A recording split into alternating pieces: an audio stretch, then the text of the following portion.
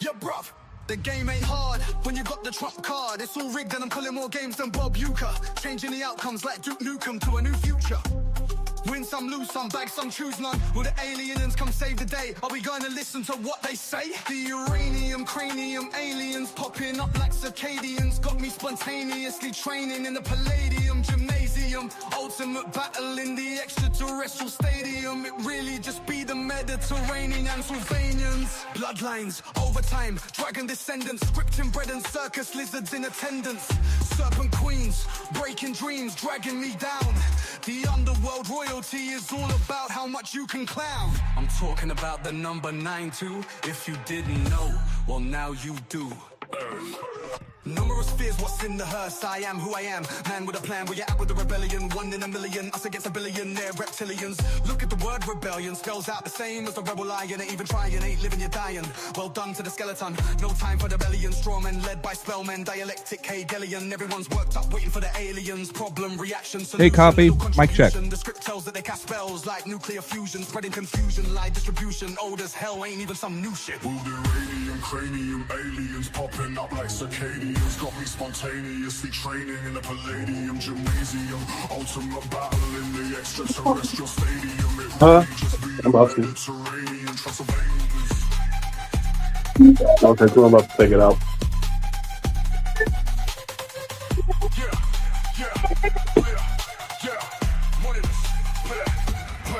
The uranium, cranium, aliens popping up like circadians. Got me spontaneously training in the Palladium gymnasium. Ultimate battle in the extraterrestrial stadium. It really just be the Mediterranean Transylvanians.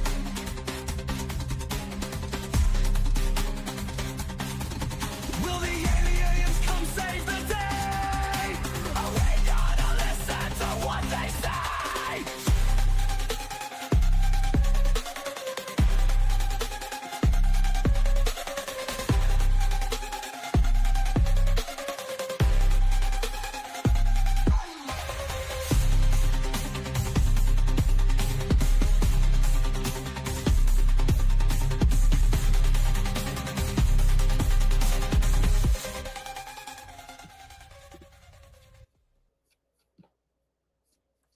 Welcome back, ballers, to another episode of Eye to Eye with AJ, Rambo, KODI, MYRON, aka He Got Game, and of course, the Spiritual Shade Room, one, Ani Osaru. Before we dive into introductions, I just want to do a quick mic check with the panel today. Can you guys hear me okay? I can hear you. Yes, sir. Yeah. Yes. Fantastic. We got a great show for everybody tonight. Lots to touch on. I mean, big night for us to be doing this, right? The 1-year anniversary of the death of Pope Francis. It's also the 10-year anniversary of the death of the artist formerly known as Prince. Among other things, I was re-listening to this song, aliens, etc. Very interesting. Shout out to Sean Desad for pointing out in the Discord that it is reported maybe that David Wilcock has passed as well. He's a publisher, author, best known for his work regarding UFOs.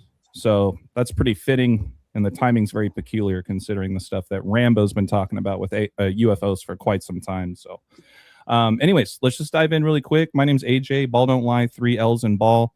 You guys can find all of my work here on YouTube where we're streaming tonight, as well as on Instagram at Ball Don't Lie, 3 L's in Ball. Please feel free to send me an email at any time, wordplaybook with 3 O's in book at Gmail, if you guys are interested in getting a copy of any of the books that I've written over the last several years. Also have a Patreon for those that are interested in, the sports decoding side of things as well. So next I'll pass it off to KODI. You have the floor, brother. Yeah, thanks again, AJ, for having this show as usual, and thanks to all the great people on the chat tonight. We got a lot of them. Got Rambo. Thanks for Rambo being here also, and all the great work that he does. And then glad to have our guests tonight, MYRON and Ani. Appreciate them being here with us, and look forward to a great stream. Also, thank you to everyone in the chat. And if you guys want to find me, it's on the screen there, Decoding with KODI. and that's on YouTube. And also my Buy Me a Coffee link is www.buymeacoffee.com/decoding with Cody. Look forward to a great stream. We appreciate you, Codes. Thanks again for the sacrifices you make getting up in the middle of the night for this. So we appreciate it. Ani, please let the viewers know where they can find you and support you. Yes, it's a pleasure being back on the platform. You guys can find me on Instagram at the Spiritual Shade Room 1, or you can find me on Patreon at patreon.com/THE_Spiritual Shade Room. It's called The True Occult Newspaper. And yes, I'm ready to get into a lot of information. There's a lot happening, and it's a pleasure to share this information with you guys today.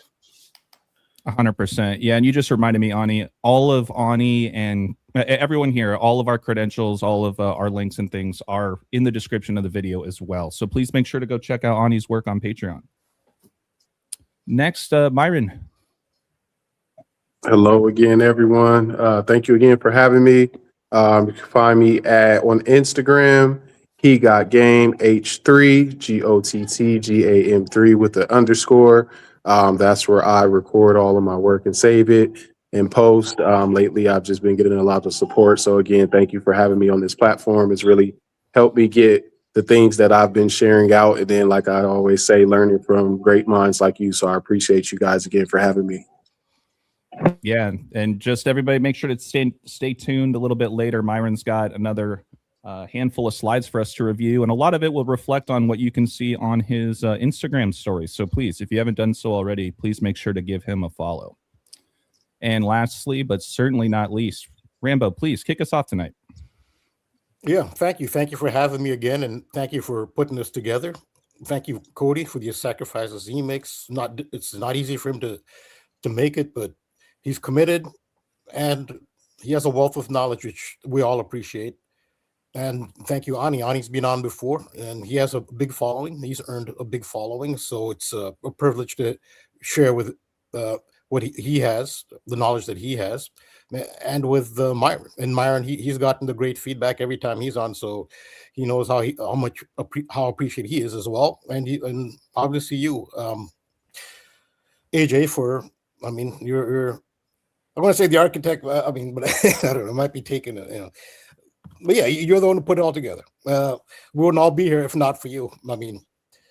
People try to collaborate and they can't do it, but you're able to get people together, and you have your decodes as well, and you have your knowledge as well. So I just appreciate putting this all together, the effort that you've put into it, and for promoting my platform, which is patreon.com/thetruthcodes, which has only one tier, and it's $5 a month. And for that, you get all the content that I put out. I put out videos. It's mostly in the form of videos, but I also have written posts, and I also have a whole library of past videos and decodes, some of which are available for free because you can join the Truth Codes Patreon for free. So you can get things like previews and past videos, and once in a while I'll put some posts out for free, just for everybody. There is some content for free. You can join for free, but the membership is just $5 a month. And you also have access to the community Discord server, which is some Codebreaker community. That's what it's called, the Codebreaker community Discord. You have access to that. And I'm also on Instagram.com/thetruthcodes. $5 a month, you guys. I say it every week. It's not a day. It's not a week. We're talking 16 cents a day, you guys. If you guys haven't done so already, give Rambo a shot. I guarantee you it'll be the best $5 you'll spend. So speaking of which, I'm going to pass you the screen here, Rambo. That way we can dive into what you had today. And I know you had a little follow-up kind of from what Myron had touched on last week as well. So excited about that. Yeah, it's just a slight addition, which is relevant to some of the things he said. But what I have here is an excerpt. My latest video on Patreon is a 30-minute, half-hour video, and it's on the Artemis II and the symbolism. I really go in depth on the symbolism involved in the Artemis II. NASA it's steeped in everything. That's one of the things I show. on my channel, in my decos, how everything is steeped in quote unquote occult, like however you want to define occult is. Everything is. You could call these the building blocks to the matrix if you want to make the metaphor of this world we live in being a matrix. Well, these occult symbols, it's in everything. But of course, NASA, no stranger at all. And I focus primarily when it comes to NASA on its history of its establishment. Its partner organization is Jet Propulsion Labs, which was founded by Jack Parsons, who is just unknown. This is not theory. It's a fact and acknowledged even by NASA itself. A very renowned magician, Jack Parsons. And I've really focused on him a lot. He is relevant. He's been relevant for a while, but especially now with the Artemis moon mission. Just remember who one of the founding fathers of rocketry is. Jack Parsons, a ritual magician who specialized specifically in sex magic. And in my half-hour video, it's titled The Magic of Artemis II. I go in depth on the sex magic aspect of this specific launch and in general, where the symbols of sex magic and how you see them. And it's not just in the occult. That's why I say, how do you define the occult? Some of these symbols, it's the yin yang.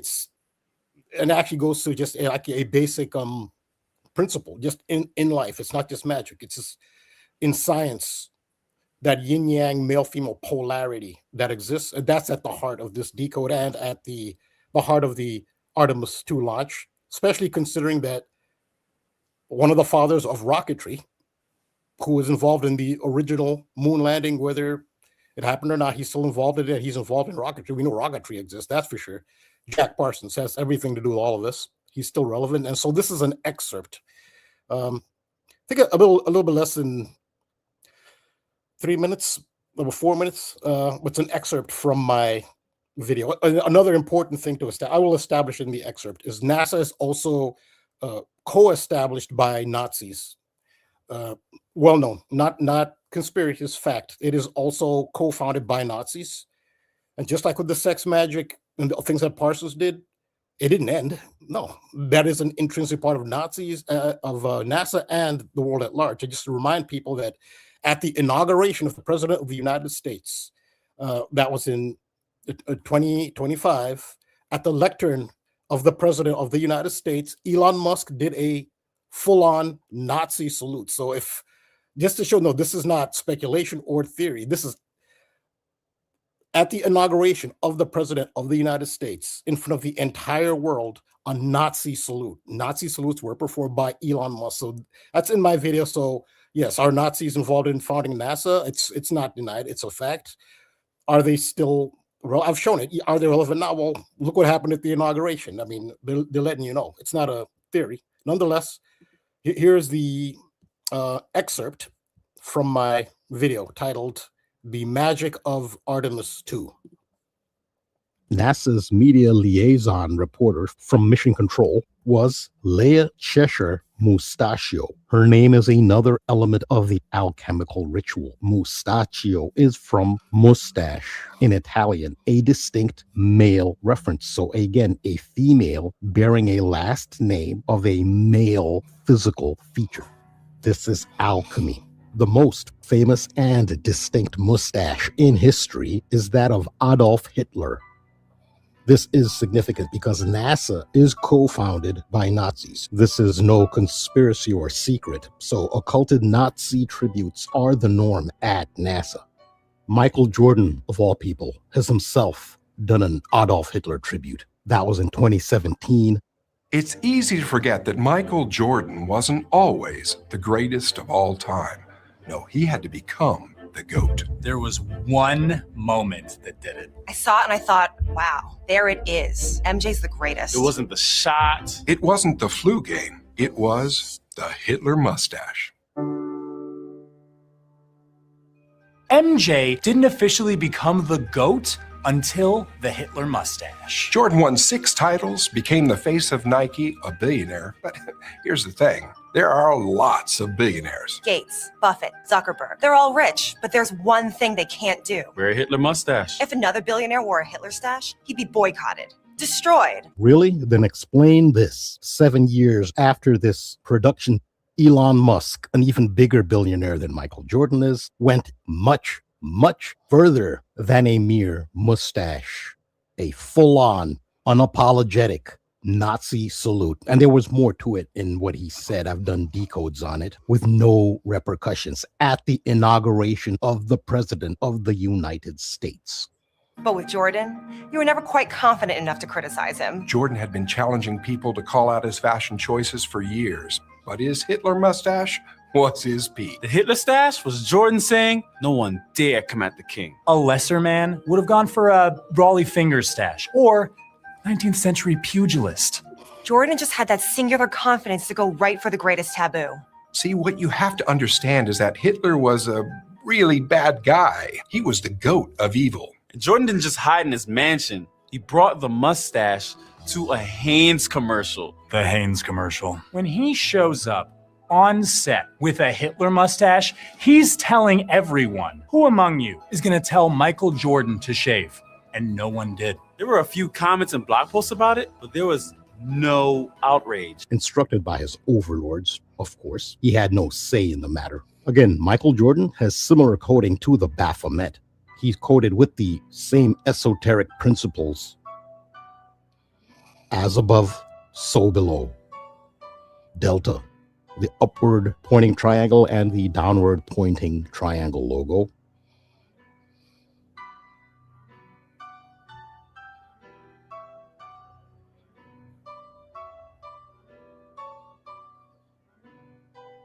Shout out to He Got Game, MYRON, who pointed out that Michael Jordan's 6th and final NBA championship was clinched at the Delta Center in Salt Lake City, Utah. The Baphomet is not an evil symbol. It expresses forces of opposition and polarity, the positive and negative electrical poles, a principle that runs all technology. Baphomet is just a scary-looking depiction of those forces. The Temple of Satan has co-opted the Baphomet, and now it has become associated with Satan. So at this point, there's very little anybody can do to rehabilitate the image of the Baphomet. So the female NASA spokesperson named Mustachio, alchemical symbolism from an organization co-founded by Nazis.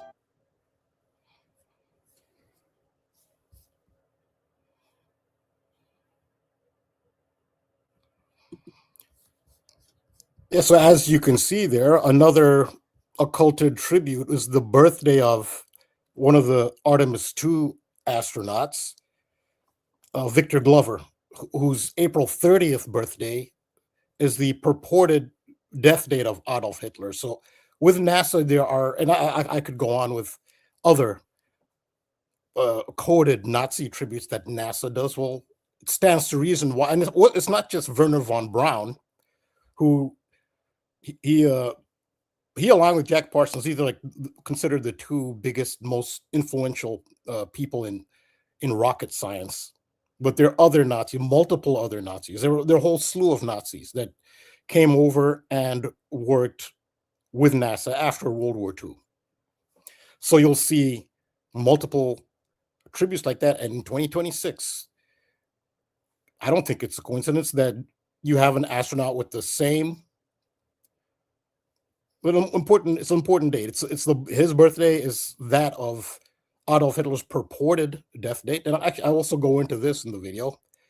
The University of Connecticut in 2009, this is a university study, not a conspiracy theory, a university study by United States accredited university, looked at the skull that has been ever since the year since World War II ended, since Hitler allegedly died, what has been acknowledged as Hitler's skull. University of Connecticut studied that skull and concluded that it belonged to a woman between ages, I think it said between ages 20 to 40. It belonged to a woman.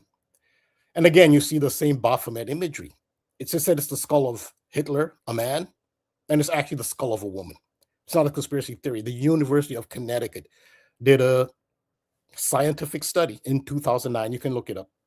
That is not Hitler's skull. So did Hitler survive World War II? Well, most likely he did. There are multiple witnesses who saw him in Argentina. So again, this is NASA. Just real quick, just a review of what I talked about last week. Again, shout out to Kiwi. He's the one who pointed out to me that the Artemis logo upside down is the Baphomet. I would not have known that. It wouldn't even. That's what led to my entire decode, because I would not have noticed that. But I go more into depth in it. But these are the horns. It could be a bull as well. So you can see how Michael Jordan will be attached to that. These are the horns. This is the face of the goat. That's when it's upside down. And I talked about Baphomet, what the name Baphomet means. What the code is in Baphomet, it has to be read backwards. Baphomet backwards is Tem of Ab. And the breakdown here, Tem is temple. Off is Greek for wisdom. Think of the word philosophy. That's wisdom. Off is in there. The wisdom goddess is Sophia. Off, Sophia, O-F. So off is wisdom in Greek. And Ab is Greek for father. Abbas is father. And just to review, you can see this this short breakdown on the hidden meaning of Baphomet on Instagram, on my Instagram, Instagram.com/thetruthcodes, where I do a video on just this. It's a short, it's Instagram, so it's a short attention span Instagram, so it's only a short video. Tem means temple, off is wise in Greek, and Ab is Abbas, which is father in Greek. So Baphomet is a hidden reference to the temple of the wise father. What is the temple of the wise father? Well, who's the wise father? Who's associated with wisdom? I mean, Sophia, that's a female in Greek. Solomon is associated with wisdom. He's considered wise, and he has a temple. Temple of the wise father could refer to Solomon or Yahweh, which is why the commander of this hidden Baphomet symbol was Wiseman. This is why they chose Wiseman, because he's the wise father of Baphomet, which is why you had the hidden Baphomet symbol. The wise temple of the wise father. This is the wise father. He's a representative of Solomon, and that's how they came up with that. And Solomon's temple has the twin pillars. So that's the Baphomet. Again, it's a metaphor. I actually said it in the video. The Baphomet is not evil, but you're not going to convince anybody that it's not evil. It wasn't intended as evil. Well, it does now. When temple of Satan, and you notice it's the satanic temple, the temple of Satan. They don't say the church of Satan, they say temple. Why? Because Baphomet has a hidden temple reference. That's why they use the temple of Satan. But so they've completely pretty much destroyed the image. All the Baphomet really is, it's just an expression. You could just use a completely different symbol. You could use the yin yang, the Asian yin yang. That's not a threatening symbol. Like, yeah, people can accept, even if you're not into Asian culture or symbolism or mythology or spirituality, you can say, okay, yin yang, I can accept that. Oh, Baphomet is the same. It just looks scary. But of course, once certain entities get a hold of a symbol like a swastika is a cycle symbol, it's a Jupiter symbol, it's a good luck symbol, always has been for a long time throughout multiple Asian cultures. The swastika, well, once certain people get a hold of that, well, it's done. As far as maybe not in Asia, but across the world now, the swastika, it's been completely desecrated. But it is not. It's a symbol of luck. It's a symbol of Jupiter, and it's a symbol of cycles. And the same with the Baphomet. So the Baphomet now, the temple, we know what they're going with that, of Satan now. And I don't know how much effort they actually put into explaining people what the Baphomet really is, but they've co-opted it. It was created by Eliphas Levi, but there are multiple expressions of the principle, the male, female, plus, minus polarity. That's what it is. And it's in Solomon's temple, which is the male, female. Of course, Solomon's temple, I used to have the original Hebrew spirituality had, which Solomon's temple did express the male, female. El, the male, and Elah, the female. And they got rid of Elah after they were in Babylon. They came back from Babylon, from the exile in Babylon. No more Elah, just El. And look at the world today. It's now imbalanced. And what is the temple? The temple is not a literal place. Solomon's temple is not a literal place. When you take symbolism and you take it literally, you've completely lost the whole point of, you can't learn anything from that. You have to understand it's a metaphor. Like sometimes metaphors are not understood or they're debated, and you can debate what the metaphor means. But to simply just not acknowledge that it's a metaphor and that it's literal and there's nothing there's no lesson in it, there's no allegory in it. Well, okay, you're just going to be stuck at base consciousness if you take it literally. And sometimes that's done intentionally. They want people to stay at base consciousness. So you talk about building a third temple. Well, the temple is never meant to be literal. And what is the temple? It's the temple of your head, on either side of your head. It's a graphic that I found on Revival of Wisdom. Yeah, so he's on. I didn't even know I got this from a Google search, but I didn't realize it was from Revival of Wisdom. He's on. I recommend. He has good esoteric knowledge. I do follow him on Instagram. I only now noticed that this is where this came from. But yeah, that's what the temple is. It's the temple of the head. And this is from Corinthians, from the Bible, the book of Corinthians 3:17. If any man defile the temple of God, him shall God destroy. For the temple of God is holy, which temple ye are. You are the temple. It's not external. People, so that's what's really lost when you take things literally. Because if you take it literally, that means the things you take literally are external.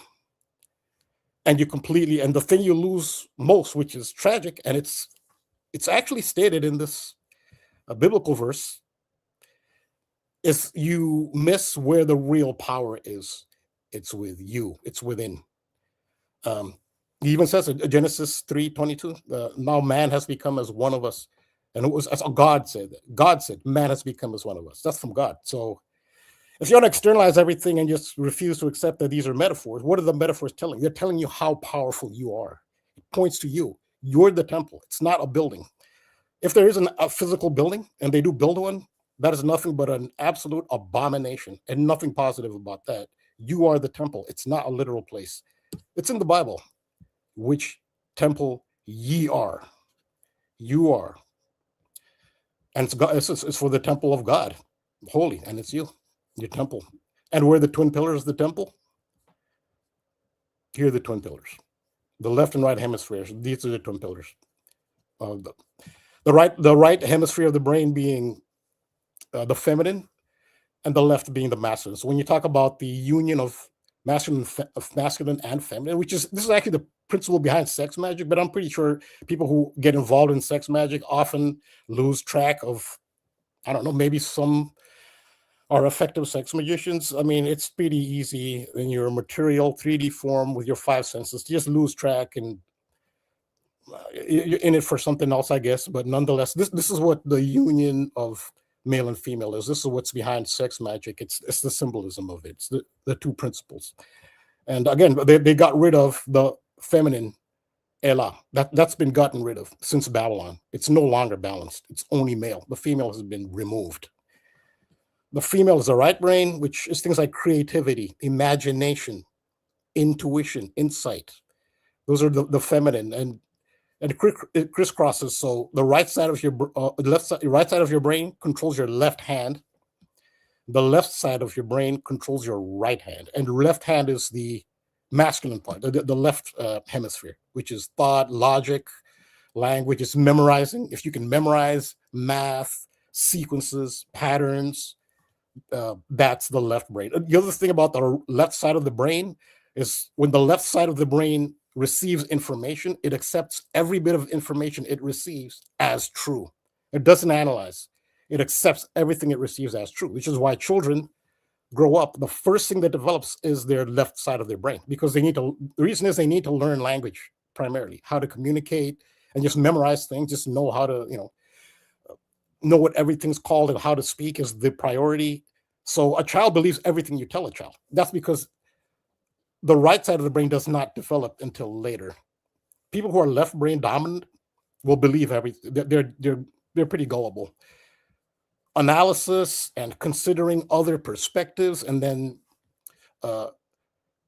just contemplating other possibilities. Now it's no longer, like memorizing. Now you're on your own to contemplate. That's the right brain. And when The ideal is to be balanced.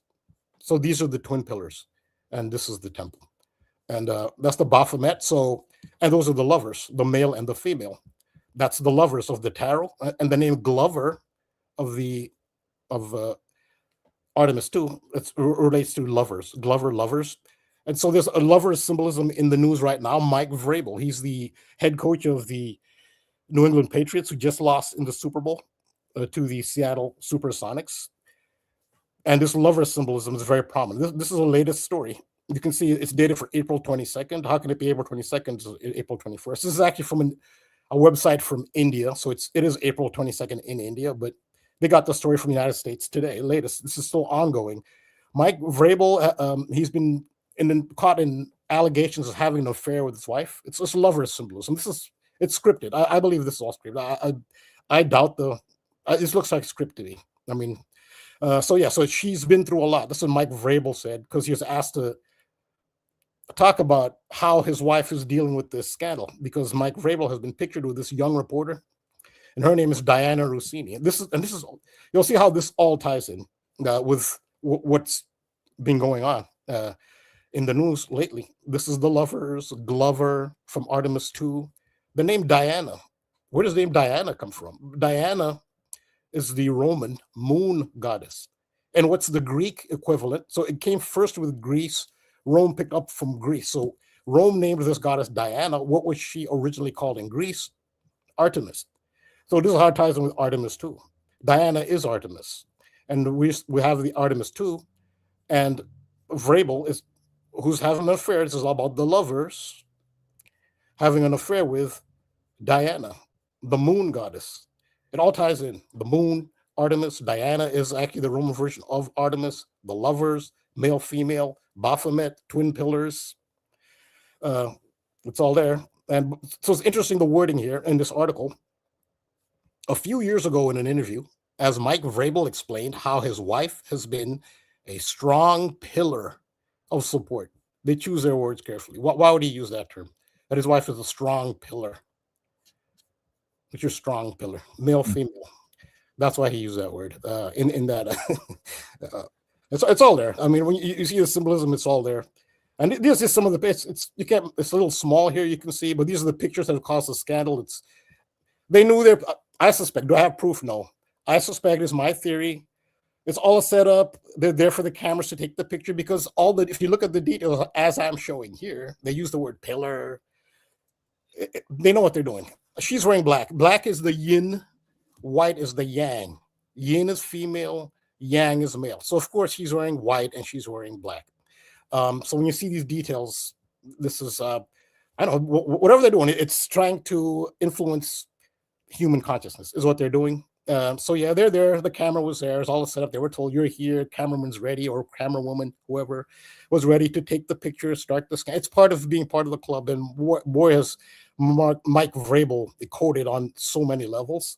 But that's her name, Diana Rossini. Diana is Artemis, the moon goddess, as we go to the moon.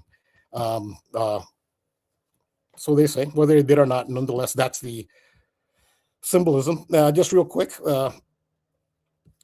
So this happened at the Super Bowl, where Mac Hollins, wide receiver, showed up with Mike Vrabel's high school jersey. And his high school is Walsh Jesuit in Ohio. Is Mike Vrabel, and his jersey is retired by Walsh Jesuit. And Mac Hollins warmed up at the Super Bowl for the Patriots with a Mike Vrabel throwback jersey from Walsh Jesuit in Ohio. And they're called Walsh Jesuit Warriors. And this is very significant because I talked about that the ad that was played at the Super Bowl. It's an ad that's encouraging youth coaches, football youth coaches around the country, and the team that they use just happened to be called the Warriors in the footage. I can show that real quick. Just a small snippet. I don't have the entire video, but I'll just show a snippet of that just real quick. Super Bowl. Oh no, that's not. This is something else. Let me see here. I have it here. All right, here we go. Sorry. Belief is my superpower. It has moved mountains. It has put a man on the moon. I believe in myself even when others doubt me. Yeah, so NASA's media. That's the commercial that was played at the Super Bowl. When you see, he said it has put a man on the moon. That was in the Super Bowl. It's all tied in with the Artemis, and this was the coach with the Warriors. This was played at the Super Bowl. So Victor Glover had already been chosen at that time, and I did talk last week about some of the images in that commercial where Victor Glover was his image was shown there. But so the Warriors movie, 1979 cult classic, is a movie called The Warriors, and it inspired the New England Patriots in their Super Bowl run. Last season, the New England Patriots were undefeated on the road. They were the Road Warriors, and they used this movie, The Warriors, as their inspiration. And I will show that clip real quick. The Warriors, just to put it in context. It's a 1979 cult classic which inspired the New England Patriots. Last season, they're the Road Warriors. Sorry. This is a scene from The Warriors. Warriors, come out to play.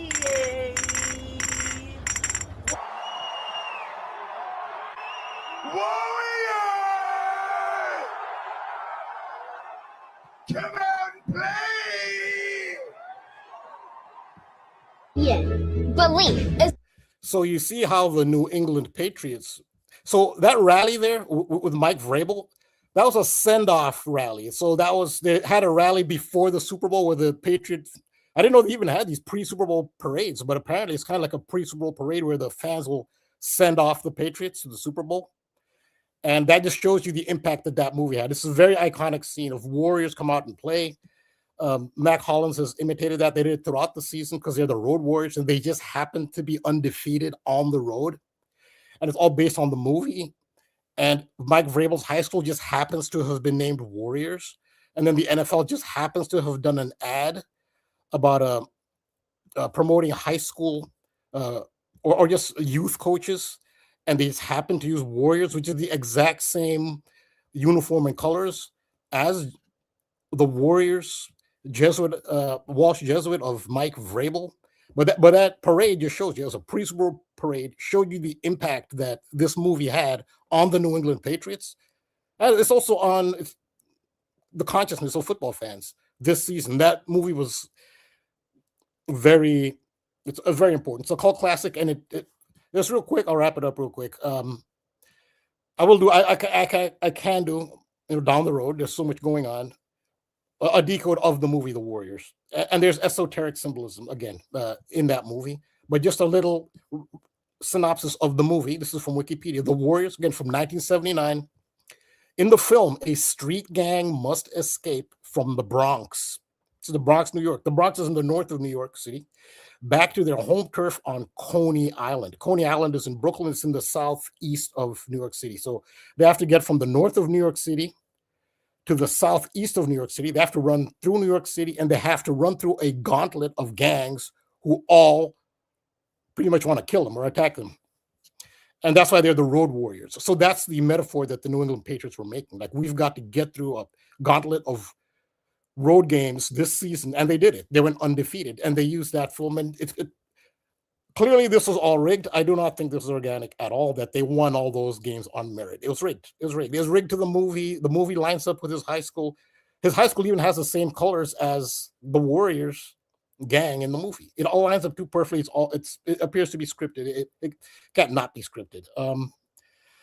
And so the reason Coney Island ties into what Myron had said, because Myron had brought up the movie He Got Game, where there's the title, the main character. I mean, Denzel Washington's the star of the movie, but Ray Allen, he starred the biggest moments of his career was with the Boston Celtics. Ray Allen, the NBA player, he starred in that movie as Jesus Shuttleworth, but he was from Coney Island, which was Lincoln High School, there's a real high school in Brooklyn, Lincoln High, and it does produce a lot of great basketball players. It's considered like one of the great basketball producing high schools in New York City. It's in Brooklyn, Coney Island's in Brooklyn. So it is a reference to a real high school, but it's on Coney Island. And Coney Island, that was the connection. As soon as I saw MYRON's decode, which he shared with me on Instagram, as soon as I saw it, when I saw Coney Island, first thing I thought was the Warriors and how it tied in with the Super Bowl. They have to get back to Coney Island. And the metaphor with getting back to Coney Island is home. That's where they started. Now they're stuck in the Bronx and they have to get back home. The metaphor there has to do with getting out of the Israelites getting out of the promised land. They were in the promised land. They left the promised land. They were exiled in Egypt. Then they had to return back to the promised land. That's actually the metaphor in the Warriors. So Coney Island is the promised land and the Bronx is Egypt. I'll leave it there. I'll just one last thing is one gang in the movie The Warriors. They actually are dressed like the New York Yankees. And I just got a clip here from Faith that said, "Don't call yourself a fan of Major League Baseball unless you can identify this team." This is from the 1979 movie The Warriors. So this is a gang that carry baseball bats and they dress like the New York Yankees. And another thing about them is they don't talk. They're completely silent. And they're one of the teams that they have to survive. And they're called the Baseball Furies is the name of this. It's a cult classic and it's relevant to what's happening today in sports and in popular culture. I can add more, but I'll leave it at that for now. Yeah, that was a lot, Rambo. I mean, mind-blowing stuff. I mean, I could just listen to you all night, honestly. Yeah, thanks. I don't want to, take up too much time. I'll let everybody have their say. Yeah, no, I mean, just great overlap with, I think the space stuff and the sex magic stuff you were talking about tying in with NASA. It made me think like, Ani does a lot of great work on the Moonchild stuff. And obviously Myron's just been killing it in his own front. But yeah, and you guys want to add to what Rambo had to share? Yeah, like from a sports perspective, definitely like every time Rambo, because I never really look into MJ, but Jordan has so much stuff that Rambo is always pointing out. But even like with him pointing out the plane crash and then Jordan winning in the Delta Center, like he stated, but also this Artemis and space thing, the time periods between Jordan's first 3 championships and his last 3 championships, the NBA champions were the Rockets. So just that like space thing continuing and tying into Jordan is the only time another team was able to win when Jordan was dominating the league was the Rockets. And of course they was led by someone with the nickname The Dream, Hakeem Olajuwon as well. So man, just great stuff again as always, man. Yeah, thank you. Those are great additions. I'm taking notes on that. And MJ, like Michael Jackson, the Moonwalker, and then Michael Jordan was in Space Jam. It's all right there. And what is Michael Jackson known for? The glove. He wore one glove. Yeah. He ties into Glover, Victor Glover, the Artemis. He's the one glove. Jordan has a championship over the glove. You talk about Diana. Well, the big death was Princess Diana during Jordan's three-peat. In 97, Princess Diana dies there. And then even with the sex magic stuff, his teammate Dennis Rodman was like unbelievable, like just flamboyant and just outrageous, like wearing wedding dresses and all kind of things. But he was huge with like a sex, not so much a sex symbol, but just promoting sex in pop culture as well. And that was like a big teammate of Jordan as well. Yeah, he did do the cross-dressing thing as well, Dennis Rodman, with makeup and everything. Yeah. Yep. Yeah. Yeah, he's a Baphomet symbol. Yeah, absolutely. Yeah. Gary Payton, the glove playing for Seattle, home of the Space Needle, right? Yes, sir. Yep. Yeah, Cody or Ani, Cody, you guys out there? Yeah, the Dennis Rodman thing was what I would call the Sabbatean Frankism, the inversion aspect to it all. That's what the Illuminati is actually based on, or secret society is based on, the Sabbatean Frankism. And Dennis Rodman was definitely one of those people to bring that image based using sports as the lightning rod to present that to the world, doing crazy antics. But there was a lot there, Rambo. Could have commented on, especially with Jack Parsons relative to the Moonchild workings. One thing I'll point out is that the first moon mission was called Apollo 11. Now you have Artemis 2. So you still have the two Freemasonic pillars, and both in Apollo and Artemis are twins in mythology. So it's a reflection of one another. And the theme I've been teaching my audience with Trump and going back to the Hunter Biden whole thing. Artemis is the goddess of the hunt, and Trump keeps calling himself, the hunter. And there's a movie or a Netflix series, that a TV series that just came out called The Hunt recently. And I've been seeing an increasing theme of TV series and movies having the hunt in it over the past couple of years. And what's interesting about it is that ICE is in, and ICE is about hunting down immigrants. And it's all symbolic and correlated to what ritual elitist parties are all about. They have these hunts that occur yearly, and now you have this big ritual with America with the hunt as well, and you have this space mission named after a goddess correlated to the hunt. But going back to the Moonchild thing, my definition, because I'm coming out with a book this year breaking down just a new philosophical viewpoint of the Moonchild. I look at it as a conscious vessel, a consciously engineered soul vessel or archetypal being formed through ritual, psychology, and intention to carry, amplify, and project a specific spiritual or energetic force into reality. That is my definition of what the Moonchild is. And I feel like all of these people on the world stage are different types or species of moon children being used by the elite. So all of the figures within the Artemis II mission, each of them plays a different archetypal role of playing the Moonchild. And Jack Parsons, he's responsible of one of the most famous Moonchild workings up under Aleister Crowley. And what Rambo highlighted with the sex magic is very quintessential to what this whole thing is about. And one of the most popular things this year is, of course, Epstein and the files being released is the sexual aspect of the secret societies and what they do with it. So I have a lot more, but I want to spin off into other topics and discussions. I just want to keep it right there. Yeah, so I do touch on some of that, what you mentioned in my video. It's a 30-minute video. And I do talk the Apollo Artemis, the twins, the male-female twins. Yeah, that was right up front. Well, very interesting. Yeah, and also with Moonchild, and also shout out, via KODI. KODI said that Sean Desad pointed out that MC is Moonchild. So shout out Sean Desad. And shout out KODI for shouting out Desad, because I just want to give credit to where it came from. The MC connected to Moonchild, and boy, has that really, the MC thing has really,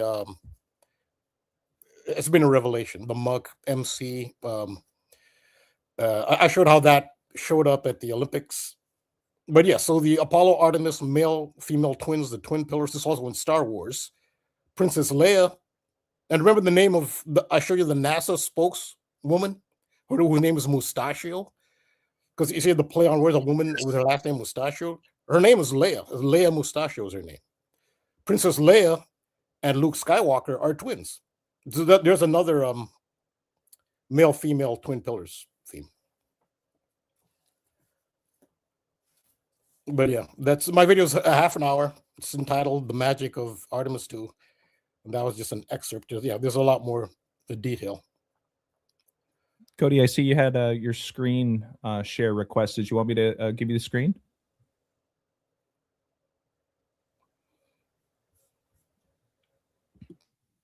Sean says thanks for the shout out. Did you say something to me, AJ? Yeah, Cody, I saw that you had a request at least to, add your screen to the stage. Did you want me to give you the floor? I don't know if there was something you wanted to add on. Well, I was just letting everyone get in. I don't have anything specifically to add to this part, but I had mine up. I don't really have a whole lot, to be honest. I don't know if Myron wants to also. I don't know who's short on time or if anyone else has anything to add to this current topic, so I was just kind of waiting around to see. Yeah, no, it's no worries at all. I think we're all just kind of treading lightly. We don't want to step on each other's toes, so it's all good. We all have the floor when it's necessary. So. Yeah, I don't want to hog the limelight. I was stepping back, but I see Cody's not really. I can always add more. I mean, I don't want to. But I mean, I was just going to say, with kind of the end of at least what you've shared so far, Rambo, kind of segueing into the Warriors stuff. I know that Myron has done a lot of work lately with the CM Punk and connections with the Warriors and Steph Curry. Maybe it would be a good little transition for Myron to share some of his visuals, and I'm sure we're going to see it all boomerang back. Oh yeah, I think Myron. If Myron has things to share, yeah. Just go ahead. Yeah, I'm ready. I'm ready for it. All right. I know we didn't discuss the kind of the order, Myron, on the back end, but right. You just you can just backseat drive, and I'll take the wheel. Okay. We can just start with the side by side of like CM Punk and Steph Curry again. Where was it? It was right there. We go. One more up. There we go. All right. So couple weeks. This is maybe like 3 weeks in now. Of just discussing the symbolism and the connections which align not only with CM Punk and Steph Curry, but with CM Punk and the Golden State Warriors, as well as CM Punk to the city of San Francisco. Just the Phoenix theme we touched on last week is kind of where I will pick up on, but just the recap of like the go to sleep of CM Punk and his ties to Steph Curry using the same gestures, and his ring gear like extremely similar to the symbolism of the Golden State Warriors. The last thing last week I did touch on and kind of finished on was like involvement of the Phoenix. So I'll pick up there. We can go to CM Punk being on All the Smoke podcast. Oh yeah. Here we go. Okay, so just to pick up here, because someone, when I made that initial post on Instagram, the Gematria Altum pointed out that CM Punk's birthday was 10/26, and then in the Jewish cipher, Steph Curry's name equates to 10/26 as well. And of course, if you remove the 0, you get 126 from it. And of course, 126, we all know that ties into one of Kobe Bryant's numbers because that's his death date. After our stream, the same day last week, CM Punk was on All the Smoke. And I thought this was very telling, and it was kind of like foreshadowing of what was to come from what we already discussed. Because Kobe Bryant, of course, his last main podcast before his death, or his last time on camera, really sharing his opinions and ideas, was on this podcast called All the Smoke. So Kobe was on there maybe like 2 weeks before he passed. And then after Kobe was Steph Curry. So Steph Curry was on All the Smoke 3 days before the death of Kobe Bryant. And of course, Kobe died on 126. CM Punk, I looked at it, I clicked on the video. He's a wrestler, of course, but they're trying to bring wrestling back into pop culture, like singing them on ESPN and things like that, trying to just increase the viewership because the product is not as good as it was like in the 90s, but they're still just trying to collaborate with like rappers and actors. It's always been like that. But as soon as you click on the stream of All the Smoke, you can see that the runtime is an hour and 26 minutes, the 126. And again, like that was Kobe Bryant's last podcast. And then the Phoenix, which burns in ashes, like that's kind of like how Kobe Bryant died. Like he went up in flames connecting to the Phoenix. So CM Punk in the morning, he's on this podcast. The very next day is the Golden State Warriors game in Los Angeles. They play in Los Angeles, and of course you see the Warriors, they score 126 points, but it was like I said, it's all about storytelling. When the Warriors came out, Steph Curry, he has his own shoe line. He's not signed to Nike, but he played in the Kobe's that game. So when he came out, he's wearing Kobe's. I'm just like, man, the Warriors are going to end up scoring 126 points. And very much like that's the score that they landed on. And the shoes that Steph Curry wore, that was like his fade to black Kobe's. And those were the Kobe's that was released before the death of Kobe Bryant as well on 126. And just a fitting time for the Warriors to score 126. CM Punk to come out on the same podcast where Kobe was last seen, with an hour and 26 minute stream. And then, of course, Steph Curry being in Los Angeles wearing the Kobe's, Kobe dying in Los Angeles, and then them advancing. So once they beat the Clippers in the play-in game, their next opponent was Phoenix. So it was just a perfect alignment and everything, like, and it immediately followed our last podcast. So that was just something that I wanted to lead in with the intro, leading up, of course, to like WrestleMania weekend as well with CM Punk. The Clippers also have a Kobe, isn't it? Kobe Sanders. Yeah, they on the Clippers. and maybe like a month or so ago, we tied in the Kobe Bryant, his death day. I believe Darius Garland has that birthday as well. Mm-hmm. His birthday is on 126. I'm pretty sure the Clippers had two Kobe's actually on the team, but before the deadline, they traded one of them. Yeah, I believe so. Okay, we can go. Which one you want next? Yeah. We can go to the CM Punk where he's hanging upside down with the tarot card. Oh, dude, I don't know if did you send that one to me? I remember you posted. Okay, I might not have connected it, but just at WrestleMania, of course, he's going in. CM Punk, he was kind of hanging upside down, and it was equivalent to the Hangman tarot card. I took a screenshot of it, but I didn't include it in the clip, so I won't touch on that. But we just to keep things going with the Phoenix. So CM Punk is age 47. So CM Punk is 47 years old. He was going into WrestleMania. He was fighting Roman Reigns, of course. That is the correlation to Rome. And that's who he fell to. So the Golden State Warriors, they fell to Phoenix. And then the very next night or 2 nights later, CM Punk kind of fell to Rome at age 47. And Phoenix right now, in the upcoming draft, they do have the 47th pick in the NBA draft. So their 47 pick, the 47th pick will belong to the Phoenix Suns. And this ties in, like I said, to the Phoenix connections, because in 47 AD is when the Phoenix was introduced to Rome. So the Phoenix comes from Egypt and it lands in Rome in 47 AD. So just the symbolism of Rome and crashing, CM Punk falling to Rome at age 47, the Golden State Warriors being in San Francisco now with the San Francisco flag being a Phoenix, and now it all coming full circle and kind of like being a reenactment of Rome in AD 47. So you can go to the one with the Phoenix Suns now, that one. So just to tie and connect to Phoenix, Phoenix's 47th NBA season is the 2014-2015 season. And that was the beginning of Golden State's pretty much like their run at dominating the NBA.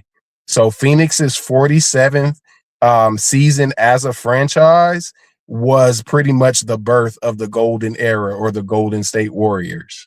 So the Golden State Warriors, Steph Curry won the unanimous MVP in 2014-15, and then they became a dynasty from there. And they just started dominating the league and changing the NBA. But that started during Phoenix's 47th season. And on the left, was the start of pretty much like CM Punk becoming a popular figure. And in 2014 as well is when CM Punk first walked away from the WWE. So this was a lot of symbolism and another connection between CM Punk and the Golden State Warriors and Steph Curry, because these two had pretty much a rise to tie into Phoenix, because that's what the Phoenix does. It burns in its ashes and it kind of resurrects itself and rises. And the reason why I'm paying attention to the number 47 is because in 47 AD, when the Phoenix was introduced in Rome, was considered the golden era in Rome as well. And now to come full circle is Phoenix, they eliminated the Golden State Warriors. So the start of the Golden State Warriors era was their 47th season in Phoenix. And then the end of the Golden State Warriors is because they were eliminated from playoff contention by Phoenix. And now this is the end of the last two people, Draymond Green and Steph Curry, and their head coach, Steve Kerr, because they're saying Steve Kerr might not be the coach of the Warriors anymore. So it was kind of like the fall or the end of the golden era for the Golden State Warriors. And it came at a time where CM Punk also lost his title on the biggest stage at WrestleMania as well.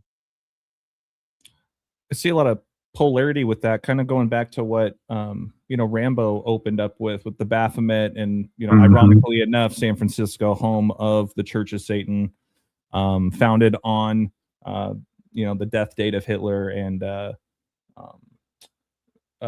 Mr. Glover, the astronaut, right? Yeah. I had a quick question, Myron. Is this a new Phoenix Suns logo? Or I want to say it might be newer, or I don't know what logo. It is a Suns logo, but I don't know what year this was the logo. But it does come up as a Phoenix for them in their logo. Shout out to Golden Age really quick, just mentioning about your All the Smoke slide, that Matt Barnes and Steve Jackson were both part of that We Believe Warriors team. Yes, sir. Yes, they were. Yeah. But I had one other observation, kind of going back to Rambo's stuff about, yin and yang, sun and moon, male, female, etc. This is the first time I've ever noticed this. Do you notice that there's a moon symbolism in the Suns logo? Mm-mm. If you look really closely, there's a moon in there. Do you see the crescent moon? There's a crescent. Yeah. What this reminds me of is the tarot card on the Rider-Waite of the moon. If you look at the moon, I don't know if you can switch or stick here, but if you look at, since you brought this up, the tarot card, the moon in Rider-Waite, it has that. It has it's really the moon merged with the sun. So it's really a sun symbol with a crescent moon. Yes, I didn't notice that, but since you pointed out, that's actually where you see a similar image, is the moon tarot card. Okay. Oh, okay. Yeah. Let me pull it up really quick. Let's see.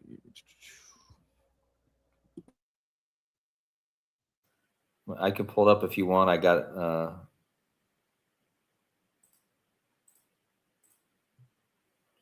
Got it right here. But yeah, Cody, if you want to just kind of be ready, it'll just help because I'm managing the slides. So I appreciate that.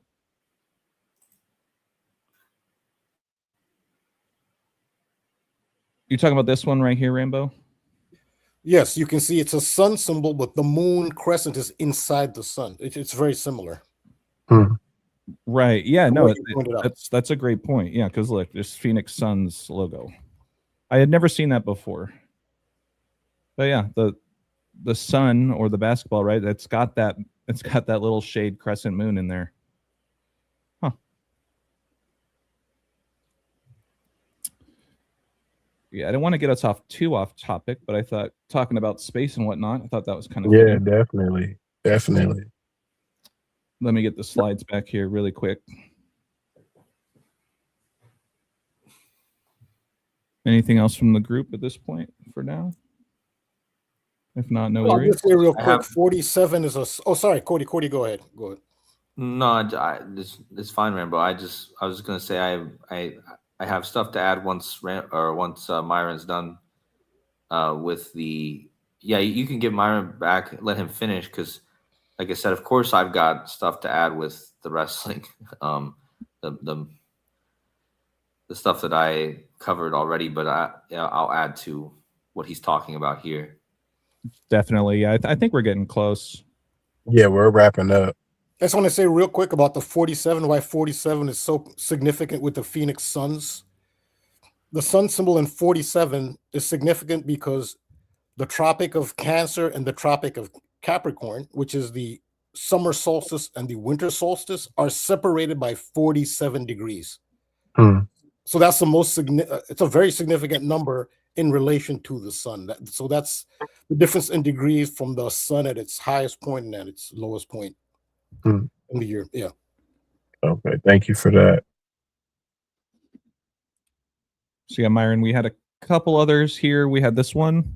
Yeah, this was just again like CM Punk. His career is extremely scripted and calculated.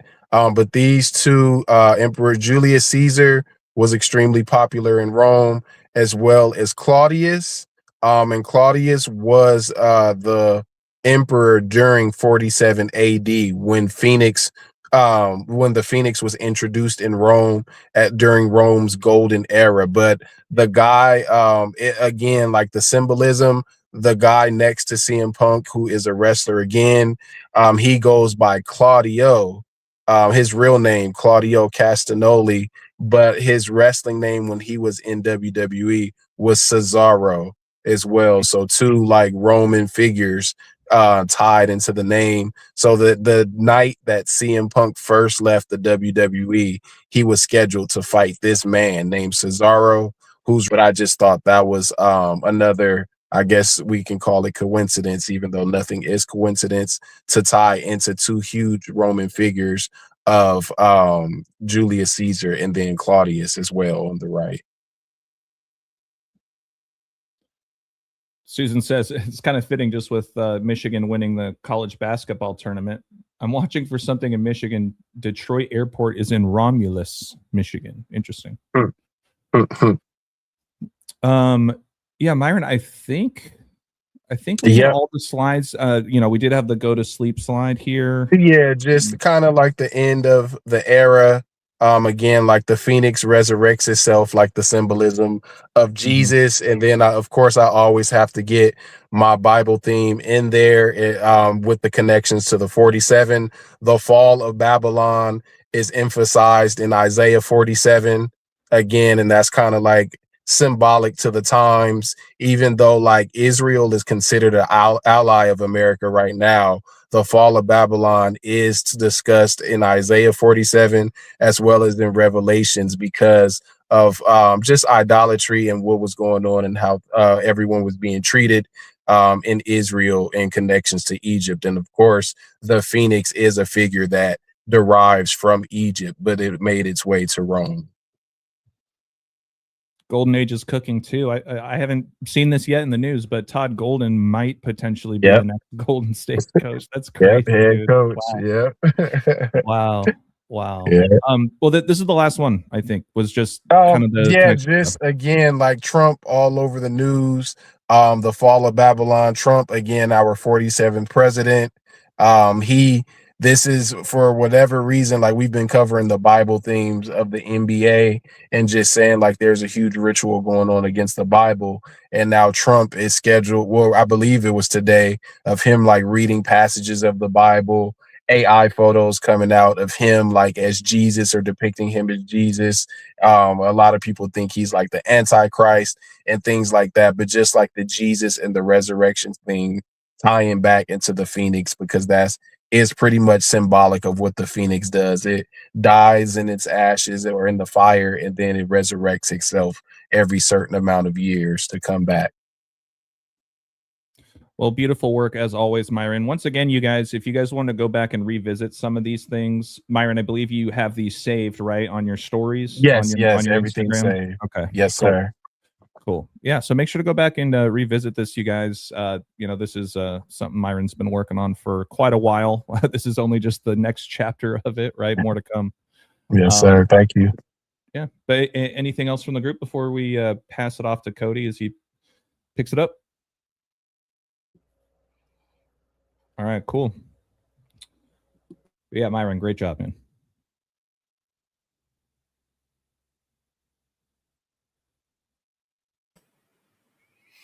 Yeah, so I was just obviously I covered WrestleMania, and so Myron's talking about CM Punk, and again, here's my slide of what happened, and I already covered how. I mean, this all seems to be going back to Pope Leo. So I already, because this is my slide from the video I did. So Roman Reigns, as mentioned, he beat CM Punk, and Roman Reigns regained his title, which again is very symbolic. It's been 106 weeks since he lost it to Cody Rhodes, right after that, or right before the Great American Games. So I think there's a lot of symbolism here for America going down in ashes and being reborn, considering all of this, because again, Pope Leo is the first American Pope. But anyway, CM Punk is a symbol of Chicago. And of course, Pope Leo's from Chicago. And so it makes only sense that Roman Reigns, we talked about this last week, the match itself is a symbol of Pope Leo, 100%, because Pope Leo goes from a guy from Chicago to the head of Rome, and that's what you have here. You have a guy from Chicago going down, and now you have Rome reigning. But even Roman Reigns brought back his song called "The Head of the Table," which equals 145, like Chicago, Illinois, and Roman Reigns is a Catholic symbol. Rome, Catholic equals 145. And that's a big number with Chicago. And Roman Reigns was born on the 145th day of the year. So he's born on the perfect day for all of this. And even in the Aleister Crowley cipher, English Kabbalah, which I use often now, Roman Reigns even equals 145. And then if you combine Roman Reigns' name with the Catholic Church, it also equals 145. That might be a coincidence, but might not be. But the point here is, going back to what Myron's been talking about, with CM Punk losing and his connection to Steph Curry, I just happened to run the dates between Steph Curry and CM Punk, and look at what you get. You get Pope Leo's birthday. So that's between CM Punk and Steph Curry. And we've already established their connection, or Myron's already established that connection. And so coincidence that they're born 9 years, 140 days apart. Pope Leo's born on 9/14.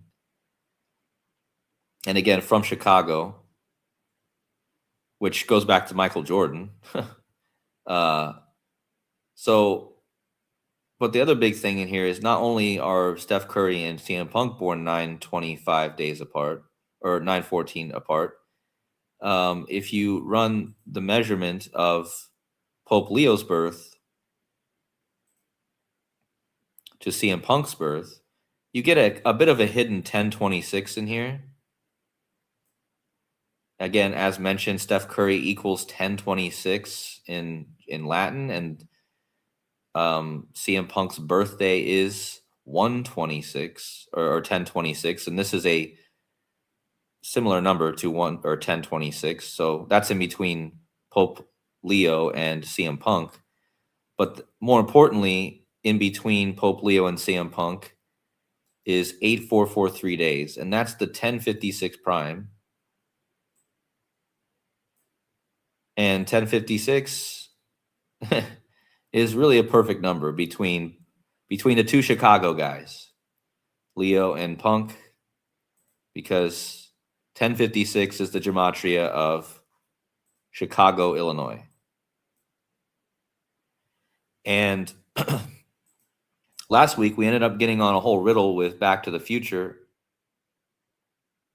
And I've already did a whole video connecting Pope Leo to Back to the Future. He was chosen, Pope Leo, partially. I mean, part of his riddle is his clear connection to Back to the Future, the Chicago connection to those movies.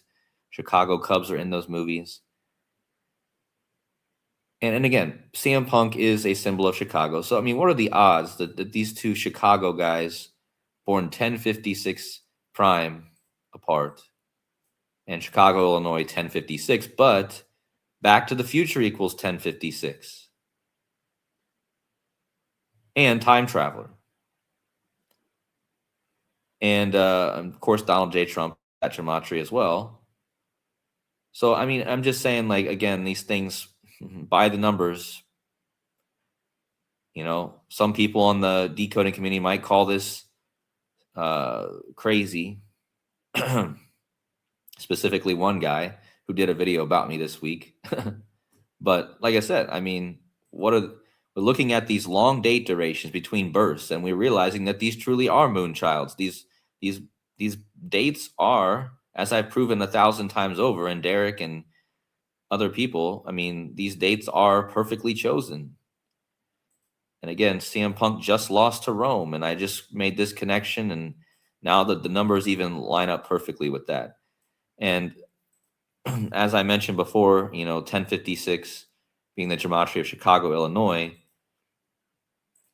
As I didn't show in my video, just to touch quickly on Roman Reigns, his birth, and again, he run WrestleMania 42. The Vatican's found on the 42nd day of the year. The same day the Beast retires, Brock Lesnar retires from wrestling.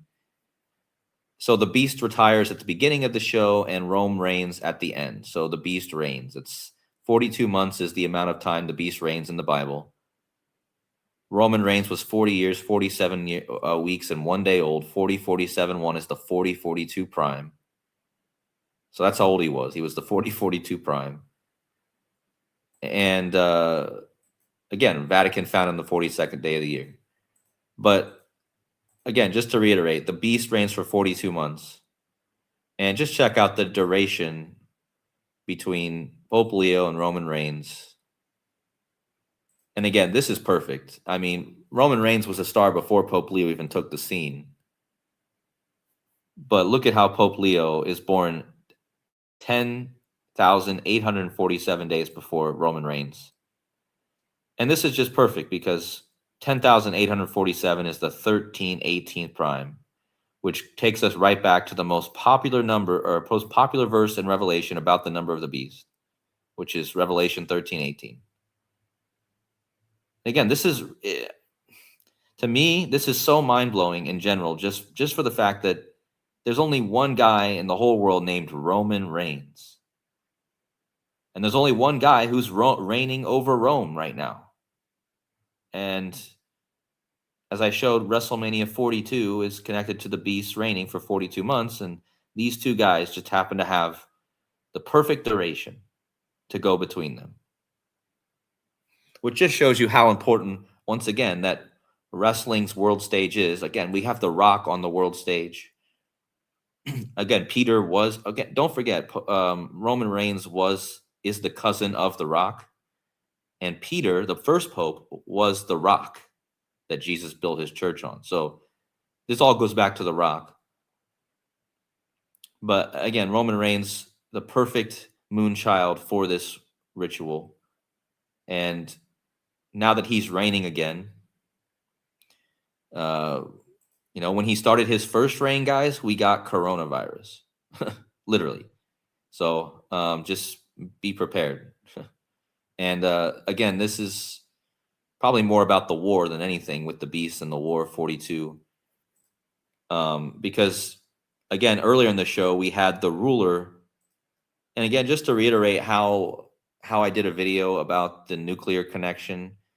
I'm not going to go over all of it here, but right before WrestleMania, I pointed out that The first match of WrestleMania Sunday was the Beast Brock Lesnar versus Obafemi, the ruler. And Obafemi called himself the Destroyer. And the Destroyer and so did Oppenheimer. Oppenheimer said, "I become death, the destroyer of worlds," when he set off the bomb. And then Oba was depicted as the Destroyer.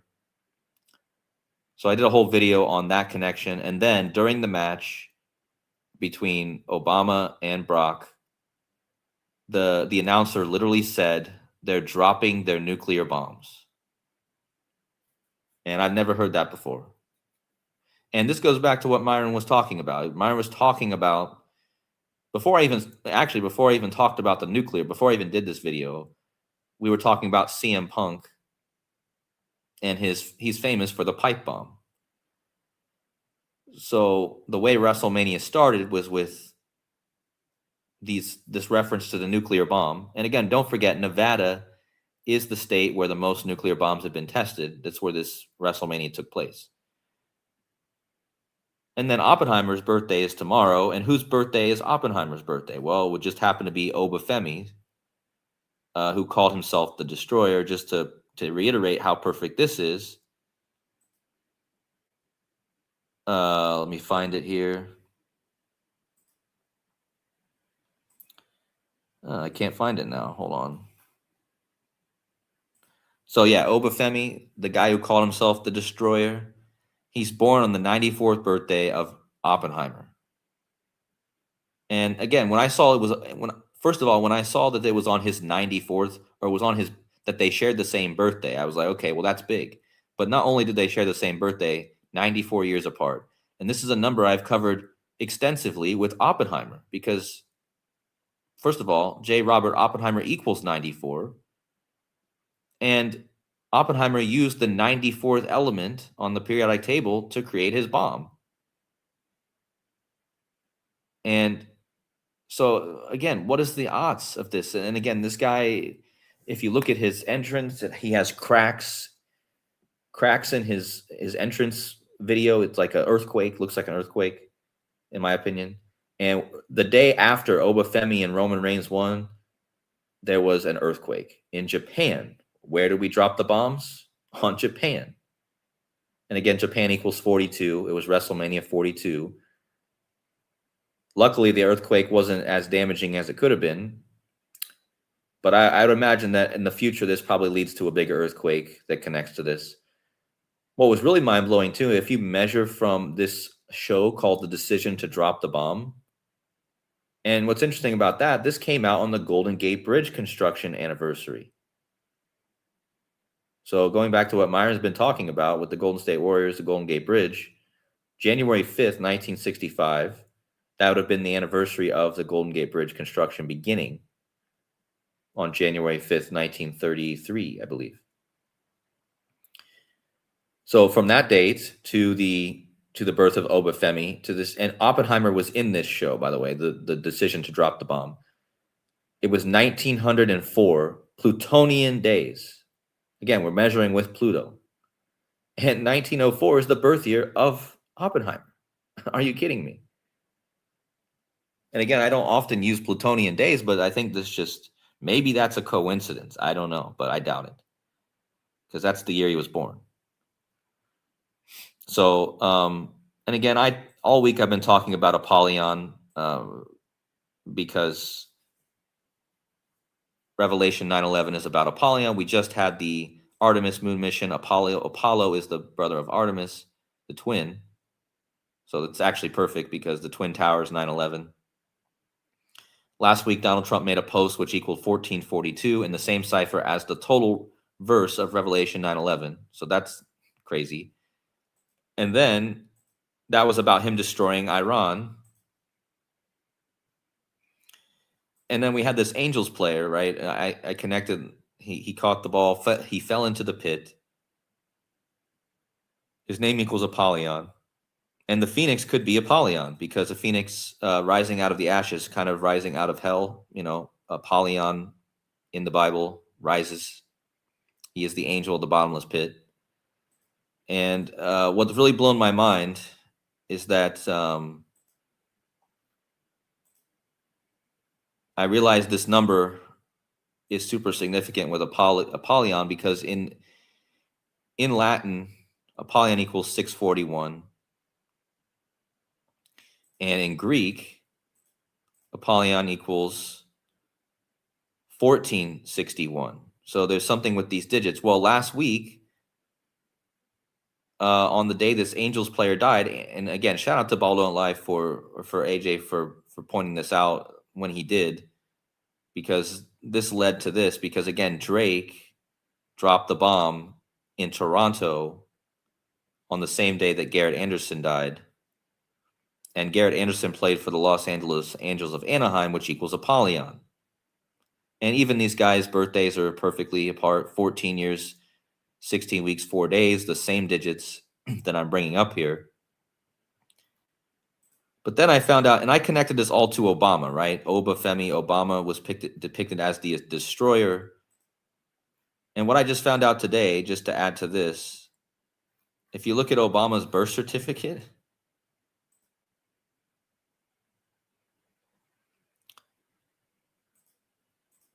I mean, Barack Obama, his full name equals Apollyon in Latin, which is improbable because this is a cipher that's very hard to get a match. But not again, Apollyon equals 1461, which are the same digits in Latin or in Greek. But look at the number on Barack Obama's birth certificate. It's literally the number I've been talking about. I didn't even know this. I didn't even know this when I made this connection. But yeah, 10,641. 641 is his gematria, which goes with Apollyon. And if you read this number backwards, it's 1,461. Well, what's Apollyon in Greek? 1,461. Now, if you take away the twin towers from Obama's name, he has a twin tower after his name. He has the 2 1s. His name sums to, let me find it. 1 second. I got so many slides here, I can't even keep them all together. But if you take his full name, you remove the twin towers from his name. Shout out to Sean Desaad for mentioning that. And you get 623. Well, that's the gematria of Apollo or Artemis program, which we just had launch. But in the Strong's Greek Concordance for the Bible, Strong's 623 is Apollyon. So again, this, I don't know what to say about this, but I mean, this is obvious. You're taking away his last two, because his father's name was Barack Hussein Obama. That was his father's name. He just took the 2 on because to differentiate himself from his father. So if you remove that 2, his father's name, Barack Hussein Obama, equals 623, which is Apollyon. I mean, it's ridiculous, really. And again, that's in the same cipher that Apollo Artemis program equals 623.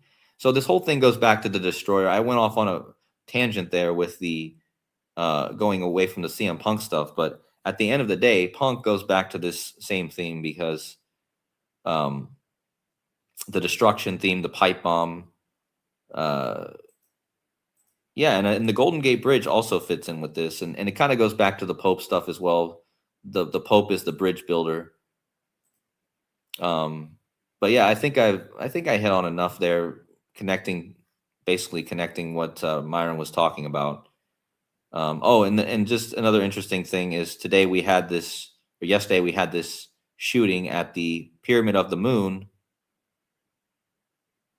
And I mentioned this in my video earlier, but I think this is all pointing to the eclipse next year in Egypt. So you have a shooting in Mexico at a pyramid on the moon. The guy was literally standing on the Pyramid of the Moon when he did this shooting. And it was exactly 67 weeks before the eclipse over the pyramids. Well, total solar eclipse equals 67, like the guy's name, Julio Ramirez, 67. This temple, the Pyramid of the Moon, was supposedly used for blood and human sacrifice, which both equals 67. The guy's name is Julio, which equals 67, like reset. And I did a video last week about Trump's post about the reset and how it connected to this eclipse. I believe the money reset will happen probably between now and this eclipse, or maybe even happens around this eclipse. Notice that even the guy's name, Julio, equals reset in all ciphers. So yeah, that's kind of my other addition with this. And we just had the moon mission. Now we have a guy standing on the pyramid of the moon. So lots going on for sure, especially with the Apollon stuff, and Artemis, and again the hunter. That I guess that makes sense too. Artemis is the hunter. The guy was literally hunting people from atop the moon. So yeah, the guy's name was it's a good addition by. I did notice that, but forgot to mention that in my video. The guy's name is literally Julio Caesar, Julius Caesar. I mean, what the heck? I mean, this kind of stuff is just ridiculous. I mean, the guy's name is literally Julius Caesar. Yeah, and his whole Hitler connection in that story, right? Well, he even said he admired Hitler. He said it. Yeah. And he took him, and he made an AI image of himself with the perpetrators from the column shooting. You guys know what I'm talking about. The shooting that happened exactly 27 years to the day before this 27-year-old. Mm-hmm. Again, the 27 years to the day before this 27-year-old did this ritual on 27 is the gematria of ritual on a Monday, which equals 27. And he did it on the pyramid of the moon, which equals 27. And again, this is all about the reset of the money, which equals 27. And again, when Trump made this tweet, world's most powerful reset, it equaled 341. The World Economic Forum was founded on the day leaving 341 days in the year. They're all about the Great Reset. But this shooter, I did this slide last week about 341 and a reset. Now the shooter that comes in that I just connected to the reset and this eclipse, he was 341 moons old when he did it. And this is important because the eclipse next year will be the 341st lunation of the century. This eclipse that I connected it to will be the 341st moon lunation of the century. So Trump was literally pointing, I believe, to this eclipse with his world's most powerful reset, with his gematria value. And the shooter seems to be pointing to it as well. Because even if you take this guy's name, it equals 327. And if you go from this guy's birth, if he was still alive, because now he's dead, but if he was still alive, he'd be 28 years, 327 days old on the eclipse. And that's his gematria. And again, it's clear just from the pyramid symbolism that this was what this is about. So I think that's all I have for now. If anyone has anything to add or whatever.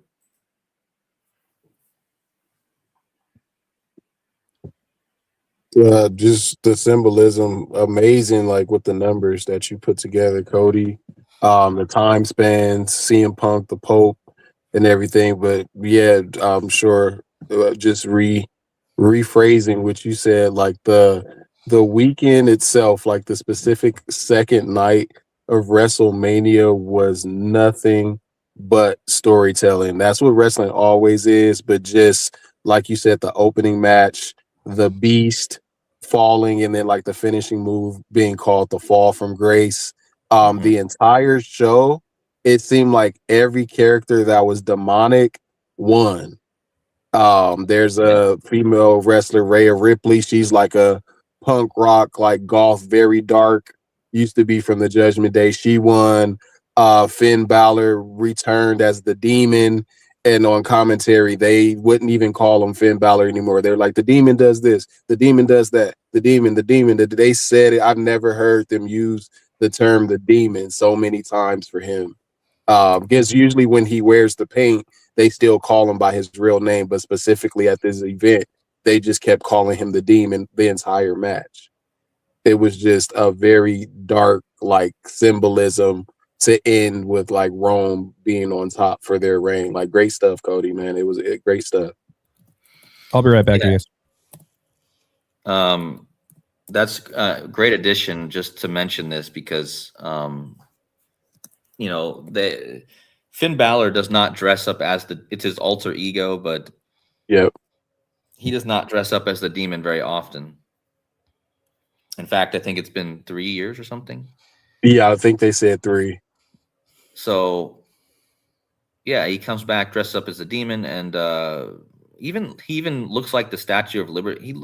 To be honest, what he wears, Yeah. This right here, for instance, he sometimes wears this like spiky thing. Yeah. Yeah. So this reminds me of the picture that Trump posted of last week too, where he's looking like the magician tarot card, and he changed the picture, and it looks like the person floating above him. It looks like the Statue of Liberty. Looks like the angel of the bottomless pit. To be honest, I mean, I think this is all Apollon symbolism. I haven't really ever focused on Apollon, but it's when you really start looking into it, it seems like they really love this Apollon, and like this whole symbolism with him like really reminds me of the angel of the bottomless pit. So yeah, just this whole show was very dark. And again, with Roman Reigns even said, he even posted a picture of himself. He said, "Your savior is arrived," So almost as if like by the end of the show, he's basically saying, "I'm the one who's saved you from the pit," right? Yeah. Which in the story in the Bible, that's what Jesus does, the Savior, of course. So I mean, I highlighted it here. Your Savior is here, or your Savior has arrived. So, yeah. Hey, Ani, I got a question for you with kind of what KODI was touching on with this, shooting at the Pyramid of the Moon. And shout out to you, Sean, Widow's son, for mentioning it in our Discord chat about David Wilcock. I didn't know much about him, but when I saw a picture of him, I was like, oh, this guy. I've seen, clips and reels and stuff of him, and I know we talked briefly about him offline, but I believe a lot of your work, though, does touch on, kind of Egyptian entities. And, we talked about moon children and stuff earlier. I was just curious if you had anything else, like if you've had a chance to dive into that story yesterday, if there was anything else you can add to it. I haven't, but I'm pretty sure, like I said, all of these people on the world stage. And by the way, KODI, that was a great presentation, and everyone on the platform. But all of these people are, from what I see, it's a magical working. They're all a part of magical experiments, whether they know it or not. Because a lot of people ask me, well, are they aware? It doesn't matter if they are. Some of them may have, or they are aware. They've been initiated and they are aware that they're being used for some type of energy type thing, and they're playing the game, the whole Freemasonic Sabbatean game of knowing that at any point they can be sacrificed on certain dates in accordance to the gematria. I also look into the CCRU, the whole thing with the time demons correlated back to numerology in the numogram. The main thing we highlighted earlier is that he died in Colorado, which is the 38th state. I've been seeing a lot more activity happening around Colorado, even with TV series. Every TV series is tied back to Boulder. Paradise just came out, or it just ended. The show Paradise even had the horse symbolism. The guy was Xavier's on the horse.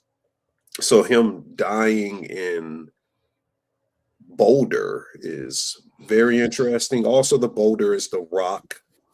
Rock comparative in Freemasonry is quintessential because the 47th Euclidean problem is about establishing a foundation, and they use rock. The mason uses rock to establish the foundation. That's why everything is tied to rocks, or like the actor The Rock, or Barack. The rock is establishing the foundation to build something upon it.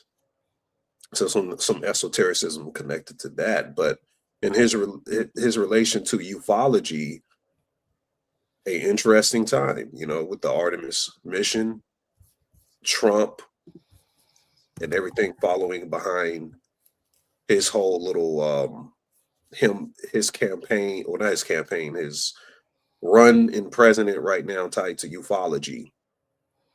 Everyone's saying there's some type of disclosure that's going to go down, or some type of fake disclosure that's going to happen. So I haven't done any numerology on him. I'll probably put up a post tomorrow on this incident. But yeah, speaking of what you just said, Ani, I'm sorry, I didn't mean to interrupt you. Makes me think of like Project Bluebeam. I'm sure a lot of folks in this community are familiar with that. But I wanted to just reminded me, in Austin, Texas, just this past weekend, they did this like nighttime drone show. Look at this. I'm sure Austin isn't the only place that they're doing it. And this is Elon Musk's brother's drones. Oh, okay. I didn't know that. Yeah, his company produces those drones that make faces or objects in the sky. I did a whole video breaking that down when the drone thing happened, I think like a year or two ago. Yeah. So you look at Elon Musk's brother, he looks like identical to Elon, but he wears a cowboy hat. I think he's out there in Texas, and he says he wears that so people don't mistake him for being his brother. Okay. Yeah, no, obviously this isn't like the first time they've done the drone show, and I'm sure there's other places that they're doing this, but to me, this almost looks like a predictive programming kind of thing. They're kind of getting you used to, like, I don't know. Like, in other words, if something comes, like, maybe some people, instead of thinking it's real, they might just think that, oh, it's a drone show. You know what I mean? Like, to further add confusion. I don't know. Yeah, for them to trap us into further in the simulation timeline, they have to lock us into patterns.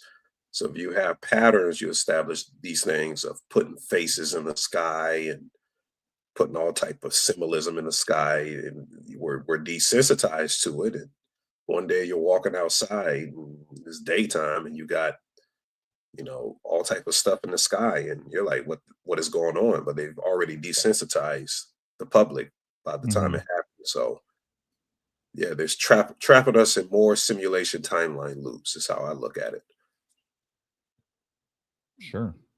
But I do have some information. I don't know if you could either go to my Instagram, or you can just pull it up on Google, but there's two things I would like to talk about tonight with you guys. One is the shooting of rapper Offset, which is tied back to wrestling. Offset is the husband to popular rapper KODI B, which a lot of people don't want to hear that name. But there's some esotericism tied to her if you look into the Roman goddess Cardea, which is some stuff that I think KODI or RAMBO talked about. Somebody talked about the doorman, and Cardea is the goddess of the hinge, and also How do you spell that? It's Cardea. She's also comparable to a heart goddess. But yeah, she's called the goddess of the hinge, the hinges of the door. Her festival is celebrated on the first day of June. I believe that a lot of symbolism is tied to this goddess, and also this is the first year that Offset did something with WWE. He gets shot like a couple of weeks ago, but he did something with WWE where he threw this wrestler named Grayson Waller. He showed up at a debut, I think on February 26th, and he threw him over a table. But the whole entire WWE debut was about getting AJ Styles into the Hall of Fame. So there's a lot of connections between birth dates and the symbology here. But I just noticed that, you know, his first interaction with WWE is throwing this guy over the, you know, the table. And there's some other things with the group, the next. You guys know this better than me. I'm just getting into wrestling stuff. They're called like the Next or something, some type of group. Kofi. I wouldn't know. Okay. Well, New Day. The New Day. There you go. And their symbol is a phoenix, by the way, to go back with Myron's research. See? Hmm. That's interesting. So my connection to it was that, yeah, that's him on that first picture throwing the Grayson guy. My connection was it's just interesting. This is his first year interacting with WWE, which we know the symbol is the 33, the two W's. If you turn it sideways on, it makes it 33. His full name, Offset, is Kiari Kendrell Cephas. And Kiari Kendrell Cephas equals 201 in gematria. And he's shot in a Florida casino 3 years and 22 weeks from the death of the member of the Migos, Takeoff. Now, if you pull up Takeoff's, well, if you pull up Takeoff's or Quavo, the other two members' last album, both of their last albums is a rocket. And Takeoff passed away, I believe, in Houston. And as we know, Houston is the city tied, you know, Houston, we have a problem to the Apollo mission. Now we have Amigo. Yeah, there you go. This is the last rocket. So there's a lot of a code. If you look at there's Quavo's album, it's called, I think, Myron, did you send me that? I think Myron sent me the Quavo last album. No, it's spelled My bad. Quavo. Yeah. There it goes. The Rocket Power. It's called Rocket Power. That's the one that Myron sent me. So he has this shirt on, and it has astrology or constellations on his shirt. So all of this stuff is very, very coded with esotericism. His last album is called Rocket Power. And the name, the member of their group that passed away, name is Takeoff, which is connected to a launching of a spaceship or a rocket. And his last album is called The Last Rocket.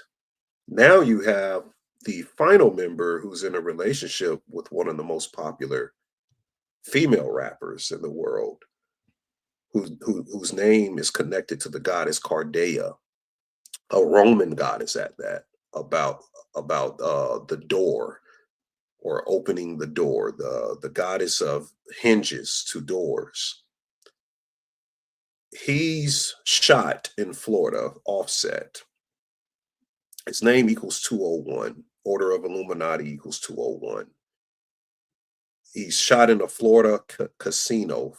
Florida casino equals 63, just like the group he's a part of equals 63. I also made a connection to the Cepheus the King constellation.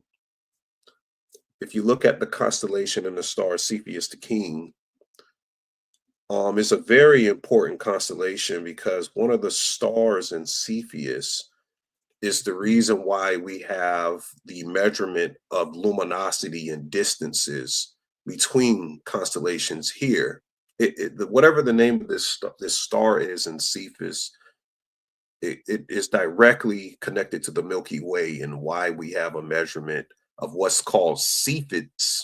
They call it Cephids. Ironically, because Offset's last name is Cephas. And how we measure the distance of luminosity is because of the star within Cepheus, which looks like a drawing of a child trying to draw a house almost.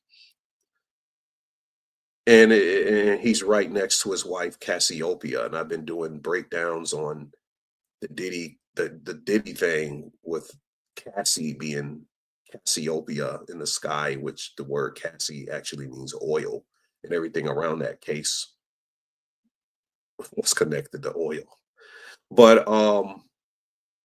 his name, yeah. So Cephas equals 7227. The star vault, constellations and stars move every 72 years. So every 72 years, the star vault resets.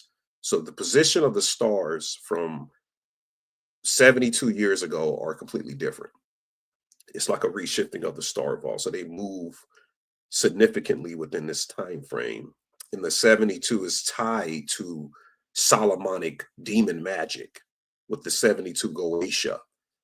It's a very prominent number in Kabbalah, 72 that is. So 72 in the inverse 27 is what Cephas equals his last name, tying to Cepheus the King, where there's king kill rituals that take place Masonically on the world stage every day. We just saw it with, well, we see it every day actually. But Migos equals 72 and 27, just like Cephas. I find that interesting. So the date of the shooting, April 6th, is the 96th day of the year. And his wife, Cardi B, whose real name is Belle Khalees. I know Rambo would have a field day with that name. Her name is Belle Khalees Marlinis Almanzer. That's her real name. That's Cardi B's real name. Belle Khalees equals 96, and he gets shot on the 96th day of the year. That's not a coincidence. Also, the language of the event, shooting equals 44, and Cardi B equals 44. We know the 44 number very well. It's tied to a lot. I also noticed that the group member that was supposedly killed or sacrificed, Takeoff equals 125, just like Cardi B in the first four ciphers. First four ciphers equals 125. In this event of the shooting happens 113 days from his last birthday. And we know 113 is the Jewish gematria number of dishonesty and lies. And the very next day, they showed him smoking a cigarette in a wheelchair, laughing at something. So it's almost like, is it fake?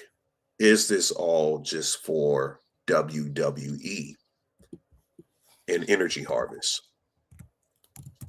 So not to take up too much time, I just found all of those connections and the Migos group being tied to space missions, all of their albums, and Offset's name, even his name Offset is, all of that. I think is very symbolic and very esoteric. I agree. Yeah, Rambo. I apologize, but I want to say you've pulled up this constellation before. Was it for Cepheus, or was it another one that was maybe surrounding? No, it was Cepheus. I did a decode on Cepheus the King. Oh, Cepheus. Okay, my bad. I was pronouncing it wrong.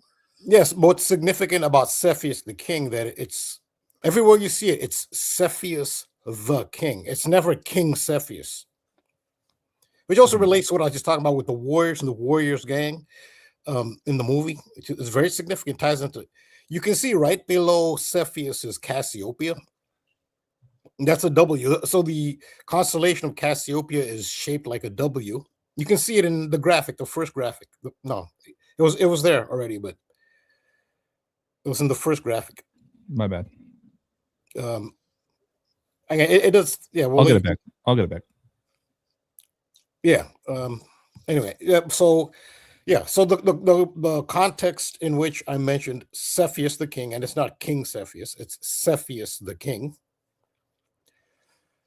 is in terms of, and Ani talked about how you see killing of the king rituals over and over. And one of the killing of the king rituals, which was a major one, was the killing of Charlie Kirk. If you bring up an image of the location at which Charlie Kirk was shot, allegedly, it did appear to be a squib. I didn't know what a squib was until I actually started doing my Jack Parsons research. A squib is what they use in Hollywood. Okay, yeah, that's it. That's a great picture to show gunshots. That when gun splatters, like it's where you have a squib under the clothing, and then the squib, and he clearly had something under his clothing looked like a squib. Nonetheless, if you see an aerial view of the location of the Charlie Kirk shooting, yeah, that's a good one. What shape do you see there? Home plate, right? That's Cepheus the King. That is the constellation of Cepheus the King. Why is it not King Cepheus? It's only Cepheus the King. It's CK, Charlie Kirk. So that was a major connection. But if you go back to you can just press, I guess, backwards to Yaki had that graphic where it was just the Google search and the multiple pictures. You'll actually get an idea of some of the, okay, yeah, like, so the one on the far right, like this is good. That one there, the one on the far left, my bad. That actually shows you the nearby constellations.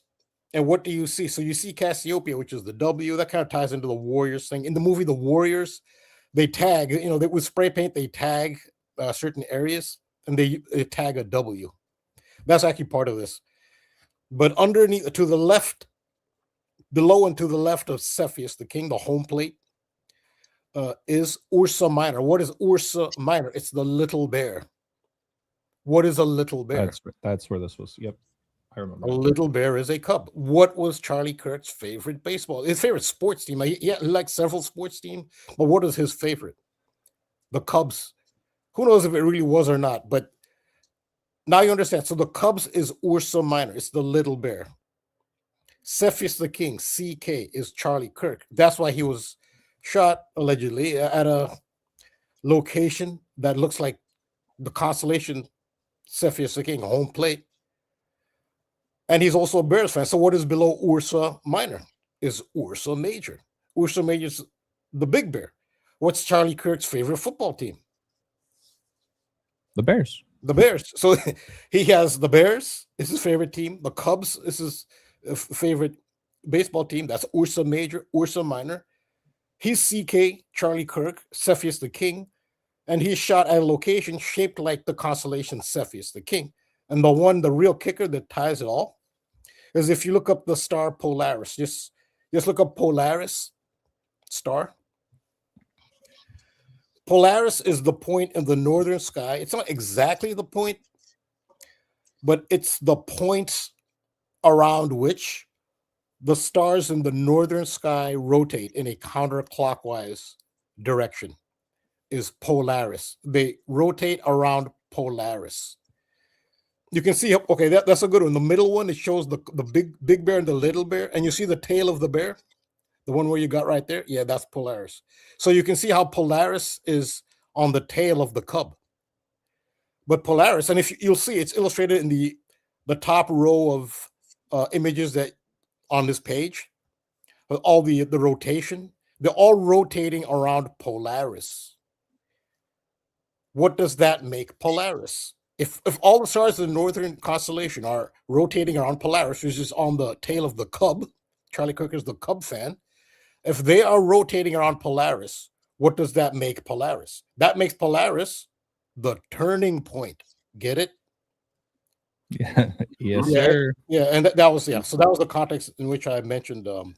Well, and then you also did some work on Kirk means circle. Yes, circle, right? yeah. Like Some church circle has rotation.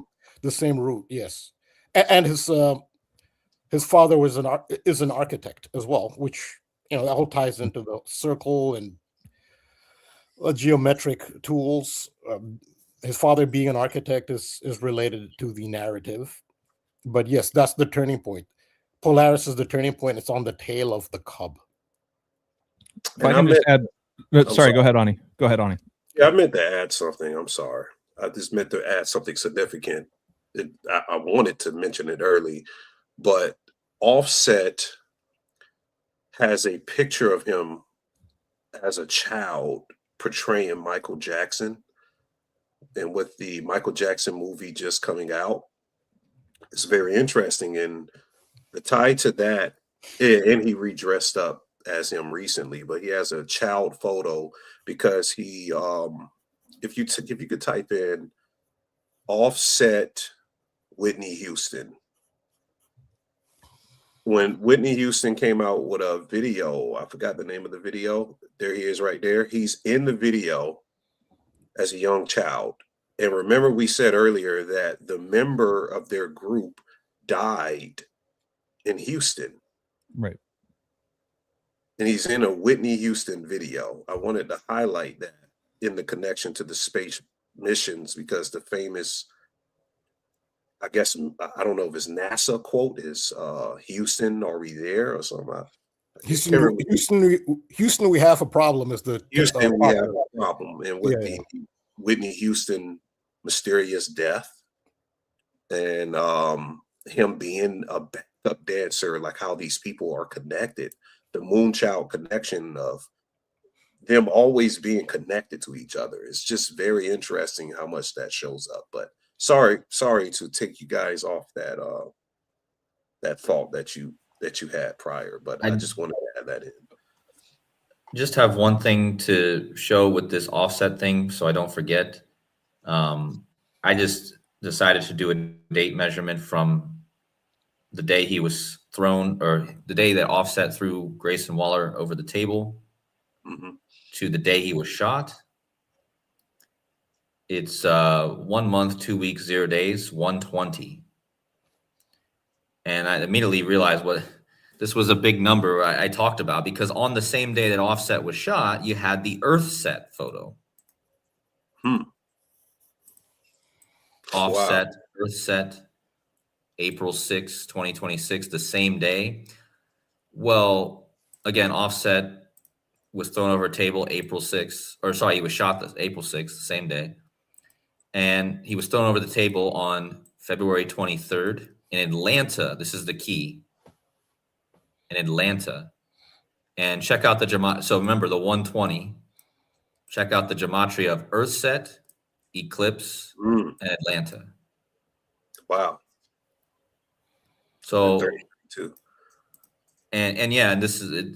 And Earthset was on the 96th day of the year. Earthset equals 96. But you can see Atlanta has a 3-cipher match with Earthset. Yeah, Cardi B was 96, and he was shot on the 96th day of the year. That's interesting.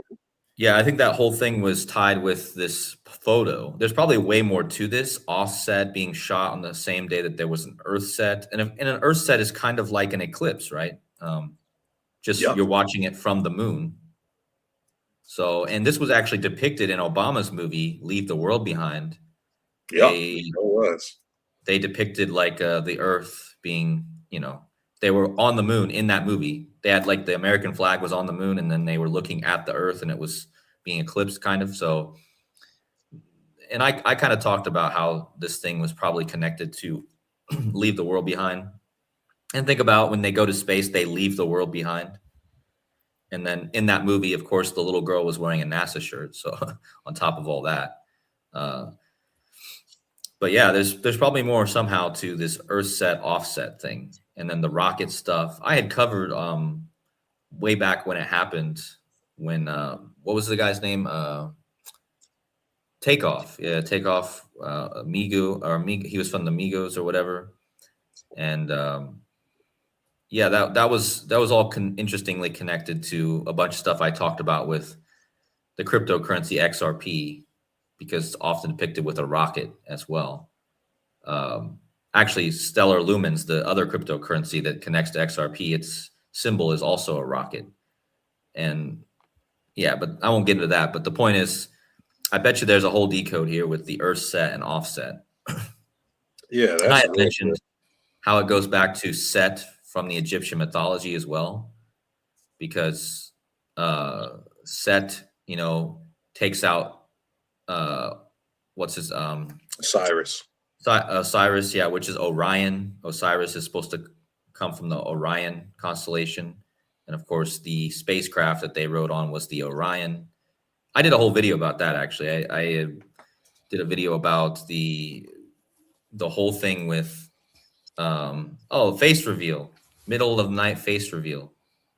There's going to be screenshots for days, Cody. Uh-oh. Yeah, middle of the night face reveal with my bed head and my glasses, and you can't see me, but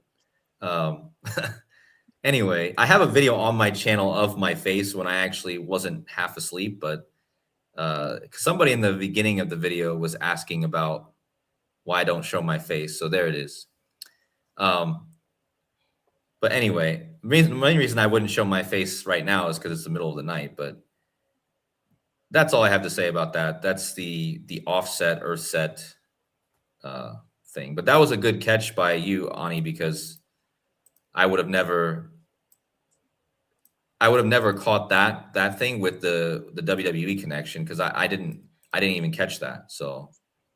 Yeah, that's a great catch. And also, I just read something connection to Cardi B and Offset, that they just came out with a new medicine for people having myocardial infarction. It's like a lot of people have come to the hospital with signs of heart attacks. So they've been trying a placebo medicine called Artemis on them to see if the placebo is like, has the effects go away. And it's very interesting because you got Cardi B, you got cardio, and a lot of things tied to the heart. And we know what came out that really attacked the heart recently. So yeah, the medicine is called Artemis. You look that up. So very interesting. Ani, it's crazy you just mentioned that too, because all I was going to chime in was back to Rambo's point about, the Cub Charlie Kirk and the King, right? Going back to Cepheus the King. Let's not forget about King LeBron James, right? Charlie Kirk's middle name is James. Going back to the amazing work that Cody's done on that. But think about it, and you just mentioned the heart and all of those connections. Well, his son, remember when he collapsed with a heart problem, his son Bronny James? Yes. So it makes me think about that, and of course the timing of us talking about this, I think it's pretty interesting that LeBron King James is playing Houston right now in this first series. So we also forgot the major connection. We forgot something big. Well, it's my fault. That the drama of the reason why I bring up Offset is because of the Super Bowl with Cardi B supposedly stepping out on him with Patriots wide receiver Stephon Diggs. So there's another Patriots connection that was huge, connected back to Cardi B. And the reason why there were more people tuning in is, the Cardi B drama. Her name of her tour that, came up right after, like a day after the Super Bowl, is called like the Miss Drama Tour. So you had drama with her and Offset, and she started to date this Stephon Diggs wide receiver, plays for the Patriots. I haven't looked into a lot of gematria with him, but there's a lot of Illuminati, whole lot of stuff, symbolism with him that I posted. And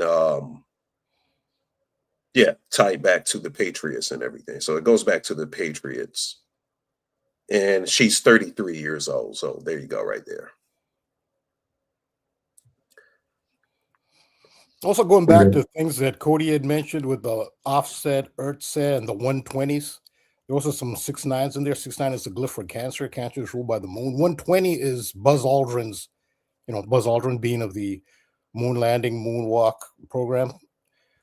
So, yeah, Cody had brought up the 120s. There were a lot of 120s in that for gematria of, that's his birthday is 120. That's Buzz Aldrin, and he's 96. So, he's 96.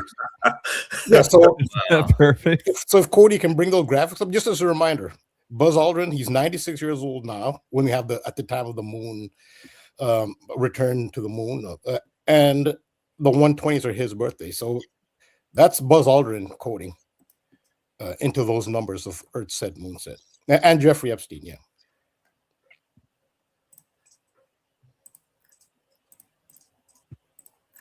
I have a little bit to add when you guys are finished. Yeah, that's crazy with the Buzz Aldrin thing, because I can't believe he just turned 96 on 120. Wow. Yep. Earth set 96 and 120. And the 69 is the glyph for Cancer, the zodiac sign of Cancer. And Cancer is ruled, each zodiac sign has a ruling planet or planetoid, the moon. The moon. And 69 is on top of the Freemasonic the archway of Freemasonry is a 69. Yeah, because the royal arch is the arch of the sun from the spring equinox or vernal equinox through to the summer solstices in Cancer. That's why the 6-9 is on the keystone, because that's Cancer. So it symbolizes Cancer, and it starts at the vernal equinox, which is Aries, and then the arch ends in Libra. So you'll see the Libra glyph. That's what the royal arch is. So you'll see that all these things have that 120-69. The captain of the ship, 120-69. This all goes back to eclipses. It's a huge 120-69. Atlanta. And I had mentioned how, Satanism, this was on Anton LaVey. It was around his birthday. I did a whole videos about that. But, Earthset, all those things have 120. That's a big number, 120. Actually, I've just come to find that any number that has the 1, 2, and 0 in it, 201, 120, 210, also a big number I've noticed. 102, it's another big, that those combinations of numbers, 1, 2, and 0, really big numbers in general, which just goes back to the 201 as well. Yeah, but the 96 thing is the most mind-blowing thing because it ties in. So it does. You can see how there's a correlation with the 120 and 69 and 96. They have a relation, it seems. LeBron equals 96. And we were talking earlier at the beginning when Rambo was talking about Michael Jordan and his connections to, those space-related things. Let's not forget Michael Jordan was in Space Jam and LeBron was in Space Jam too. So the king, I think, did Myron want to say something? I think Myron. Yeah, Myron, please. Oh yeah, I have a little bit to add. I didn't want to interrupt anyone though. I could wait if you guys still have. Go ahead. Get in here. Okay. I have a few pieces. Just pretty much tying into almost what everyone said. Just the alignment to follow Ani with the last rocket takeoff. His birth year being in 94. So the 94 being like the Rockets NBA championship, and him being the last Rocket dying in Houston and the home of the Houston Rockets franchise. But the day before the Artemis mission was the Houston the Houston Rockets and the New York Knicks. That was the 94 NBA finals.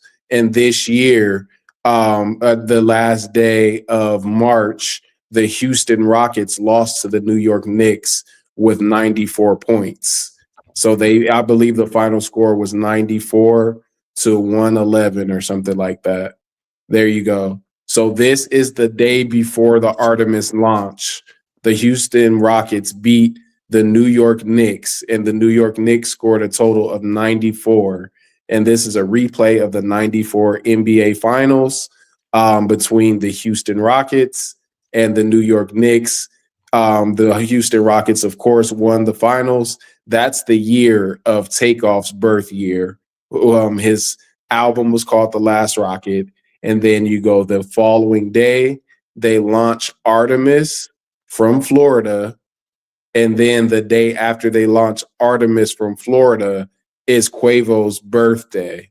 And I believe that was Quavo. So the day they launched Artemis was Quavo's last year of being age 34.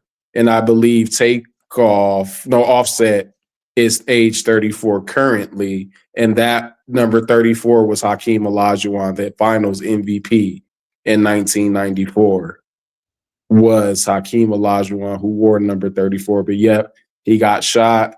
And he's age 34 as well. And as Ani pointed out, he got shot in the same state as the Artemis launch in Florida. That's one connection I had. And then just the Migos and the group like being connected to space and just moons and symbolism and astrology. You had Quavo tied to another artist, pretty much death. He was a popular artist from New York. Again, remember the Rockets played the New York Knicks, but a rapper named Pop Smoke.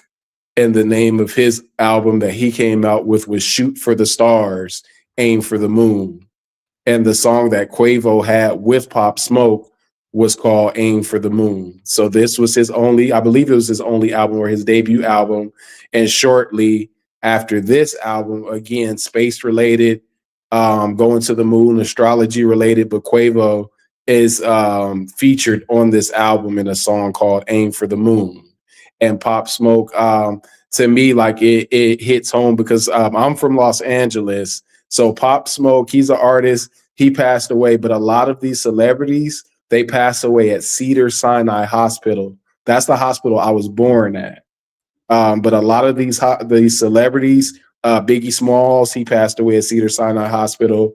You talked about Whitney Houston. When Whitney Houston passed away, her daughter was rushed to Cedars-Sinai Hospital. Cedars-Sinai is a huge hospital in Hollywood, close to Hollywood. And I have a close friend. I was talking to her because an astronaut happened to go to Cedars-Sinai. They were being seen at that hospital, and she worked for Cedars-Sinai, and she was able to see their medical insurance. And the member of NASA's medical insurance was SAG-AFTRA. And SAG-AFTRA is like Hollywood, like the screenwriters are like Hollywood extras. And they were able, like she was like, don't tell anyone, but she showed me like the insurance that the member from NASA had. And NASA is pretty much like insured by Hollywood and SAG-AFTRA. So if you want to look up SAG-AFTRA, that's it. SAG space AFTRA. Yes, a labor union.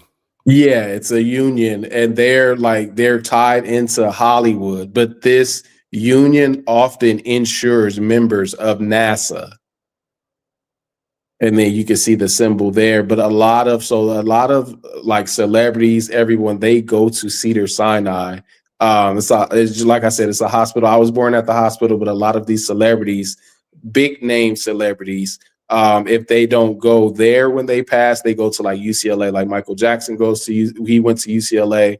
A lot of the celebrities that we see on the big stage tie back into this, but and then the Rocket themes, like AJ pointed out, he brought up LeBron James, who happens to be playing the Rockets in the first round. And he talked about LeBron. So LeBron's son had a heart issue, that his heart attack or heart issue that he had was the exact same day that Hulk Hogan died. Hulk Hogan, of course, red and blue tie, but his manager was named Jimmy Hart. Jimmy Hart's real name is James Hart. LeBron's son had a heart issue. Hulk Hogan's career was tied to Owen Hart, and Owen Hart, his nickname was the Last Rocket.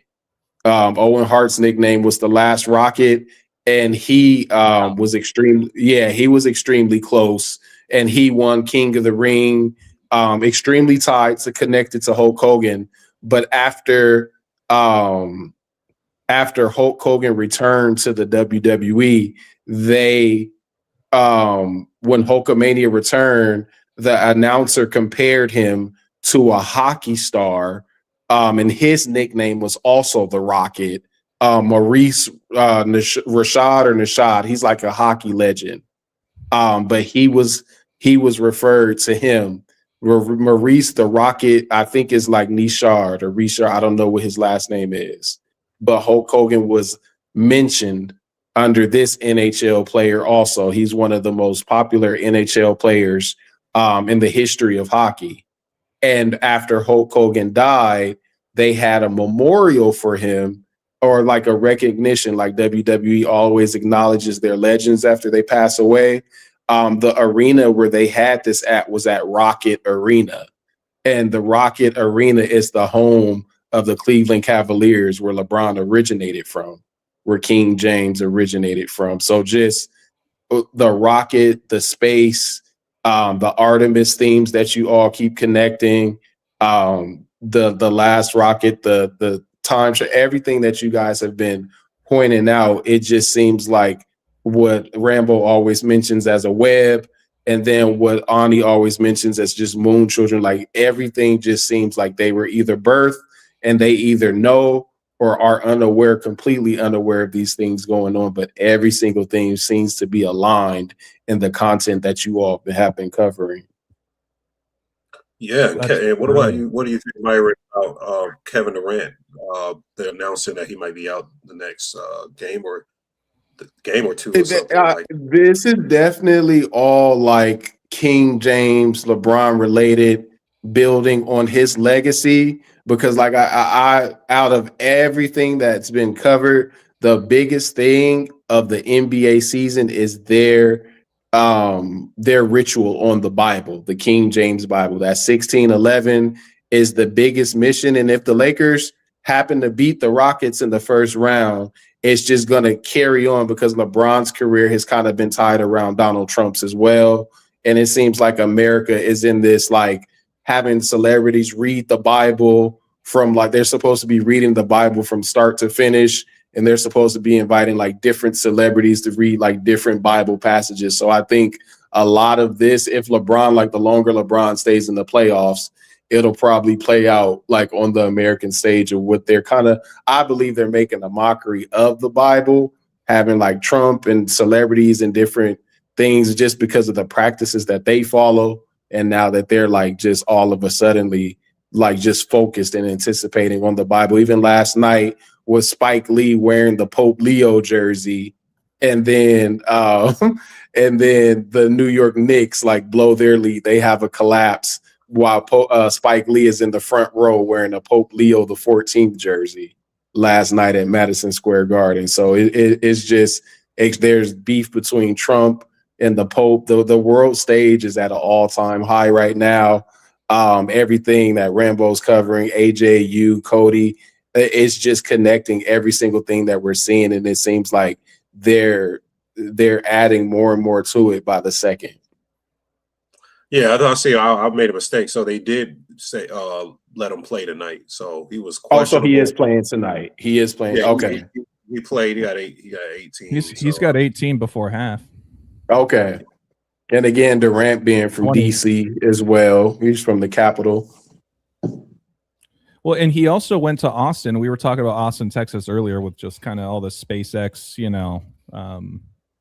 Elon Musk stuff. So Yeah, we got a huge SpaceX building now down the street in southern Los Angeles. Huge SpaceX complex now. They're doing a lot out here in Southern California.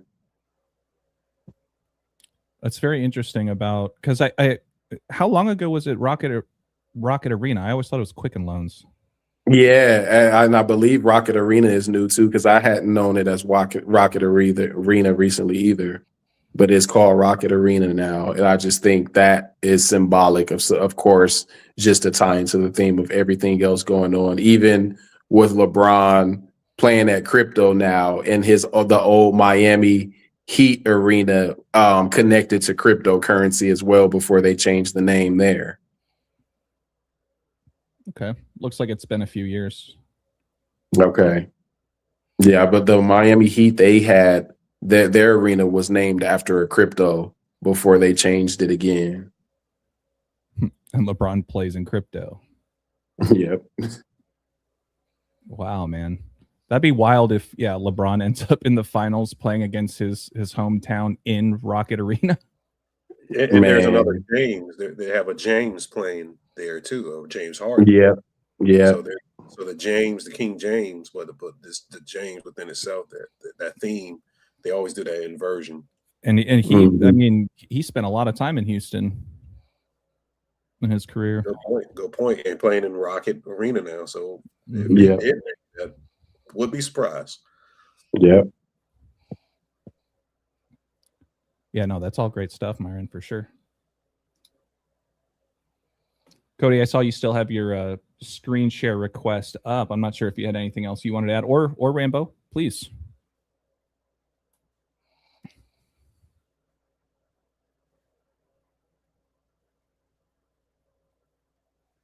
I think sorry, I was muted, but yeah, I don't have a lot more. I'm going to be dropping off here in a few minutes because it's getting late, but I just wanted to add I found more to go with the 96 and 120. Look at this. It was in February that this offset thing happened,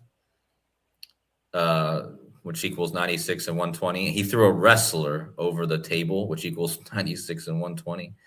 So I thought that was just interesting that those two things also equaled that. But yeah, don't have much. But I don't know if you guys are staying on, but I'll probably drop off here in about 5 minutes or so. But I just wanted to say great job to everyone, and really appreciate everyone on the panel and everyone in the chat. Always enjoy these streams. So 100% codes. Yeah, me myself too. I have to go in a second, but I appreciate everything you do, Cody. You're on fire right now with what you're doing with your videos. But appreciate you. Yeah, there's a lot of stuff. I think people need to pay attention to a lot of TV series right now. There's a lot of symbolism in TV series. So I just want to mention a few of them before I get up out of here. Please look at From. The last time we talked about the Institute, AJ. Yep. The From is a TV series I need people to look at. It's very Gnostic. It has a lot of things occurring in it that's occurring today. Is about being trapped in a simulation timeline. There's another TV series that's out. What is the name of it? Slipping my mind now that I was mentioning it, but I think the main one right now is From. They have The Boys back out. Have you ever seen The Boys, AJ? I haven't, no. What about you, Rambo? I have not seen it, no. Okay, this is a very important TV series to watch. There's a lot of comedy in it, but it's basically it's about a superhero, or these superheroes that were injected with a serum at birth, which their parents were paid to change them into superheroes. It's all about celebrities. It's literally about celebrities. They have something called the top 7 superheroes in the world, and they discriminate against them, kind of like what goes on, with like the LGBT stuff, but in reverse, it's superhero racism, So, but the guy, he's Homelander. He's basically Donald Trump. If you just follow the archetype in the TV series, he's literally Donald Trump. And the whole show is about this group of people trying to bring him down. So the boys and Gen V, which is a what do you call it when a series connect to each other? They're connected. So Gen V is a part of the boys. So you watch both of them, but okay. So they kind of like mesh at some point. Yeah, they're mesh. They mesh. Or is it like you got to watch the boys, then you watch Gen V? You watch the first 2 seasons of the boys. You watch the first 2 seasons of Gen V, then you watch the last 2 seasons of the boys, and you will see it come together.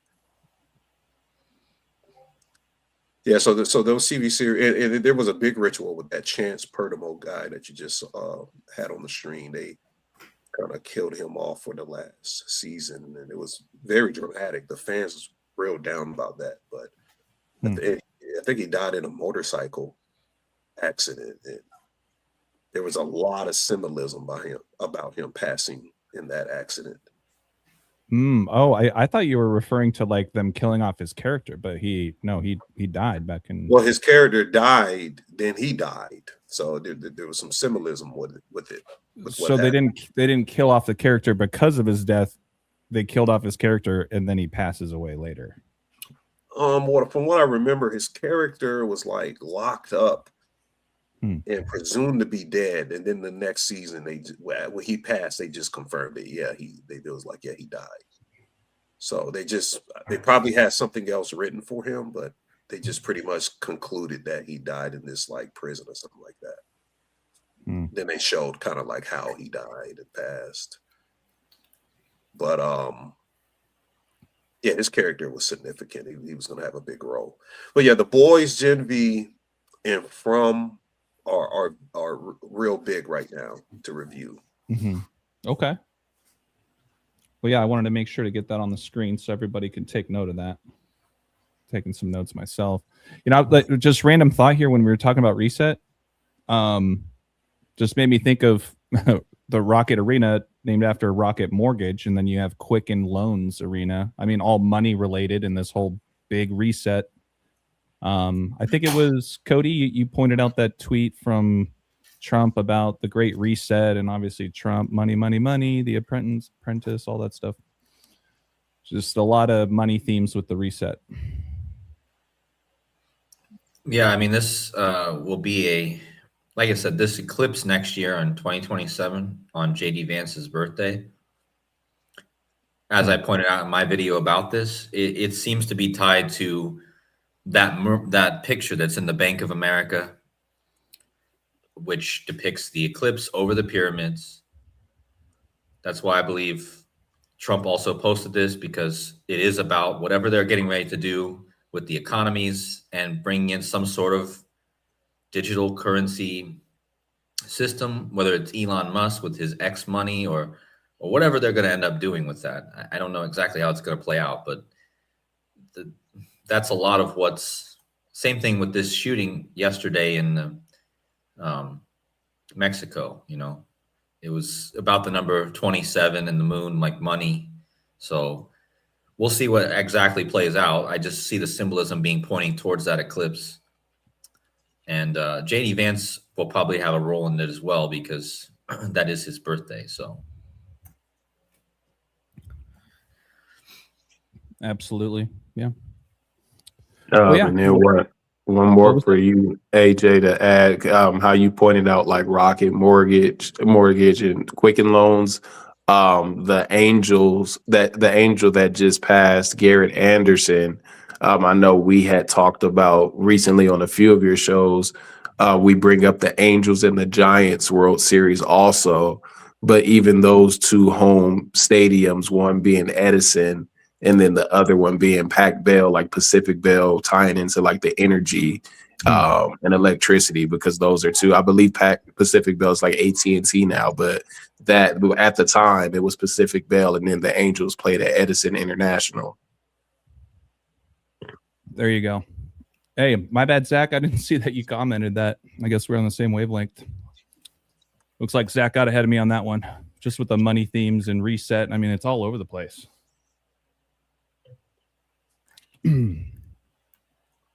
So anyways, I mean, I know we're getting over the 2.5 hour mark here now, and I know it's getting late, especially for you guys over on the East Coast. So yeah, let's start landing the plane, I would say. I don't know if Ani, you were talking about just some TV shows. Something I caught up with was Five Nights at Freddy's, and I don't know if you've ever watched it, but I don't know, it's pretty entertaining. A lot of occulted connections with that too, especially with the show you mentioned about the boys, and there's a lot of children related themes with it, but something to maybe look at as well. It's not a full-blown series, it's just like the latest movies that came out. So yeah, it's like animatronics or something like that. Yeah. I think I talked about it on Patreon. Yeah, there's a big spiritual kind of sci-fi technology and human spirituality being merged together kind of thing. There's a lot of different theories about it too, but yeah, I just thrown it out there if you wanted to catch up on a movie that just released. I mean, the only thing, let me get my slides up here as we do some outros. Sorry, just a second here. Paradise was big too, guys. Please go back and review Paradise. And they're about to come out with season 3 of Silo, and it's all about bunkers. So I don't know if you guys ever did any gematria about bunkers, but like in every big TV series, they keep mentioning bunkers. So it ties into Adolf Hitler, who, I mean, clearly, I didn't. That's not what happened. But the narrative of Adolf Hitler is that he killed himself in a bunker. And we just talked about one of the Artemis astronauts, Victor Glover, having the same birthday as the anniversary date of the time that purportedly Adolf Hitler shot himself in a bunker. So the bunker does tie in. It's a big part of the Hitler narrative. Which was the 120th day of the year. Oh, that was April 30th? Yeah. Yeah. Good. You know what? I'll hit my last slides here really quick, just because we were talking about mustache and mustachio at the beginning of this. Well, let's not forget about Mario, right? And when I just mentioned Five Nights at Freddy's, shout out to Bobby Simpson in the Discord, who when all I did was chime into the Discord of like, with everything we talked about last year with Donnie Darko, and then you have Bad Bunny at the Super Bowl. Of course, the main antagonist of this movie, Five Nights at Freddy's, is a yellow rabbit, right? And Bobby Simpson then throws in this yellow rabbit, which is a very rare accomplishment when you catch the yellow rabbit in Super Mario. And that all kind of comes together with what's been going on over the last couple years. You have the Luigi Mangione story. Around the same time they released the first Super Mario Bros. Movie. That was the same year that they also released the first Five Nights at Freddy's movie. And sure enough, 5-10 minutes into my research, I learned about where the name Mario came from. This guy, Mario Segal, he died back in 2018, but look at the date, you guys. October 27th. Same date, 5 years apart? Sorry, my head's getting hazy, but October 27th. Five Nights at Freddy's released the same day as the death date of the original Mario. It's really all I had. Nowhere else to go with that, but hey, we were talking about Mustache Man, and here's another one in a video game series. So anyways, in closing, my name's AJ Ball Don't Lie, 3 L's in Ball. You guys can find all my work here on YouTube, where we're streaming tonight, as well as on Instagram, Ball Don't Lie, 3 L's in Ball. Feel free to send me an email, wordplaybook, 3 O's in book @gmail.com.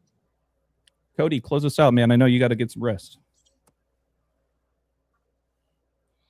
Yeah, like I said, just want to thank you, AJ, and Rambo. Great presentation also today, and also really appreciate the other two, Ani and Myron, coming on here and sharing their observations. Made some great observations today, and everyone made some interesting pieces come together. I'll be looking into some more of this stuff, and I appreciate everyone in the chat who also added.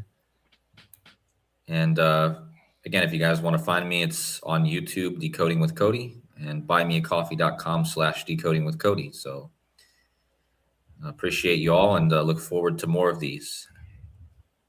Yes, thanks a lot, Cody. Appreciate you as always. Myron.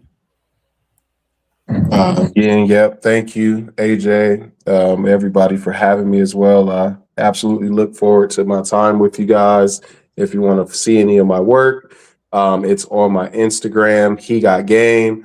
The E's are 3s, 2 T's and got with an underscore at the end. Truly appreciate the knowledge and just always learning something. At nights, anytime you invite me here, I'm up for another 2 hours, just like recapping everything that was shared. So I appreciate you guys anytime I'm invited here. Good seeing you all again, and I look forward to seeing you guys again soon. 100%. The door's always open for you, man. Same with you, Ani. Seriously, thank you so much, Ani, and thank you again, Myron, for your amazing work. Make sure that you guys go give him a follow on Instagram. H3GOTTGAM3_. Ani, please. Thank you again for joining. No, I appreciate the invitation, AJ. This is my favorite Decode YouTube channel right now. So I watch you guys a lot, and it's a pleasure to be on here to share information. You can find me at the Spiritual Shade Room 1 on Instagram, and you also can find me on patreon.com/THE_spiritual shade room. The True Occult newspaper should pop up for you, or follow me on YouTube at Ani Osaru. I drop a video at least once or twice a month. That's about 5 hours. Very cool. Yeah, definitely well worth at least one subscription. If you guys haven't jumped onto Ani's Patreon, please make sure to do so. His link is in the description of the video as well. And thank you, Ani, also, as well as joint streaming today on your channel as well, trying to get in as many people as we can. Absolutely. So once again, last but certainly not least, Rambo, take us home. Yeah, again, thanks again for a great live stream. Thanks for the audience, whether they commented or not, but thanks for the comments and the positive thoughts, sentiments, and contributions. And of course, for the guests, Ani and Myron, for your great contributions. And Cody, who's there as usual, thanks for your sacrifice again. It's not easy for you, mind-blowing as usual. And like I say all the time, you, AJ, for your contributions, you're the glue that puts it together. Like I say, I've talked about this before. One time you weren't here, this wasn't the same. This is your show, and I appreciate you for that. And on that note, yeah, this is where I can be found, patreon.com/thetruthcodes. I have my latest video is a 30-minute video on what I talked about earlier, the esoteric symbolism of Artemis II. I expound a lot more on that, and I'll, in the coming days and weeks, I will expand on what I talked about today and the Warriors connection, and there's so much more. I mean, endless, seemingly endless connections. And I can also be seen on Instagram.com/thetruthcode. So thank you to everybody, and stay safe, everyone, and have a good night. And a final thank you to just everybody in the chat, everybody who participated in the chat. Even if you're just listening, we really appreciate the support. If you haven't done so already, please make sure to hit that like and subscribe on the way out. Doesn't cost a thing. And without further ado, we'll see you guys next week on the next one. Take care, everyone. Bloodlines, overtime, dragon descendants, scripting bread and circus lizards in attendance. Serpent queens, breaking dreams, dragging me down. The underworld royalty is all about how much you can clown. I'm talking about the number 9-2. If you didn't know, well now you do. Numerous fears, what's in the hearse? I am who I am, man with a plan. Where you at with the rebellion? 1 in a million, us against a billionaire reptilians. Look at the word rebellion, spells out the same as the rebel lion. Ain't even trying, ain't living, you're dying. Well done to the skeleton, no time for the rebellion. Strawmen led by spellmen, dialectic Hegelian. Everyone's worked up waiting for the aliens. Problem, reaction, solution, little contribution. The script tells that they cast spells like nuclear fusion, spreading confusion, lie distribution. Old as hell, ain't even some new shit. Wounded radium, cranium, aliens popping up like cicadas. Got me spontaneously training in the Palladium gymnasium. Ultimate battle in the extraterrestrial stadium. It really just be the Mediterranean, Transylvanians.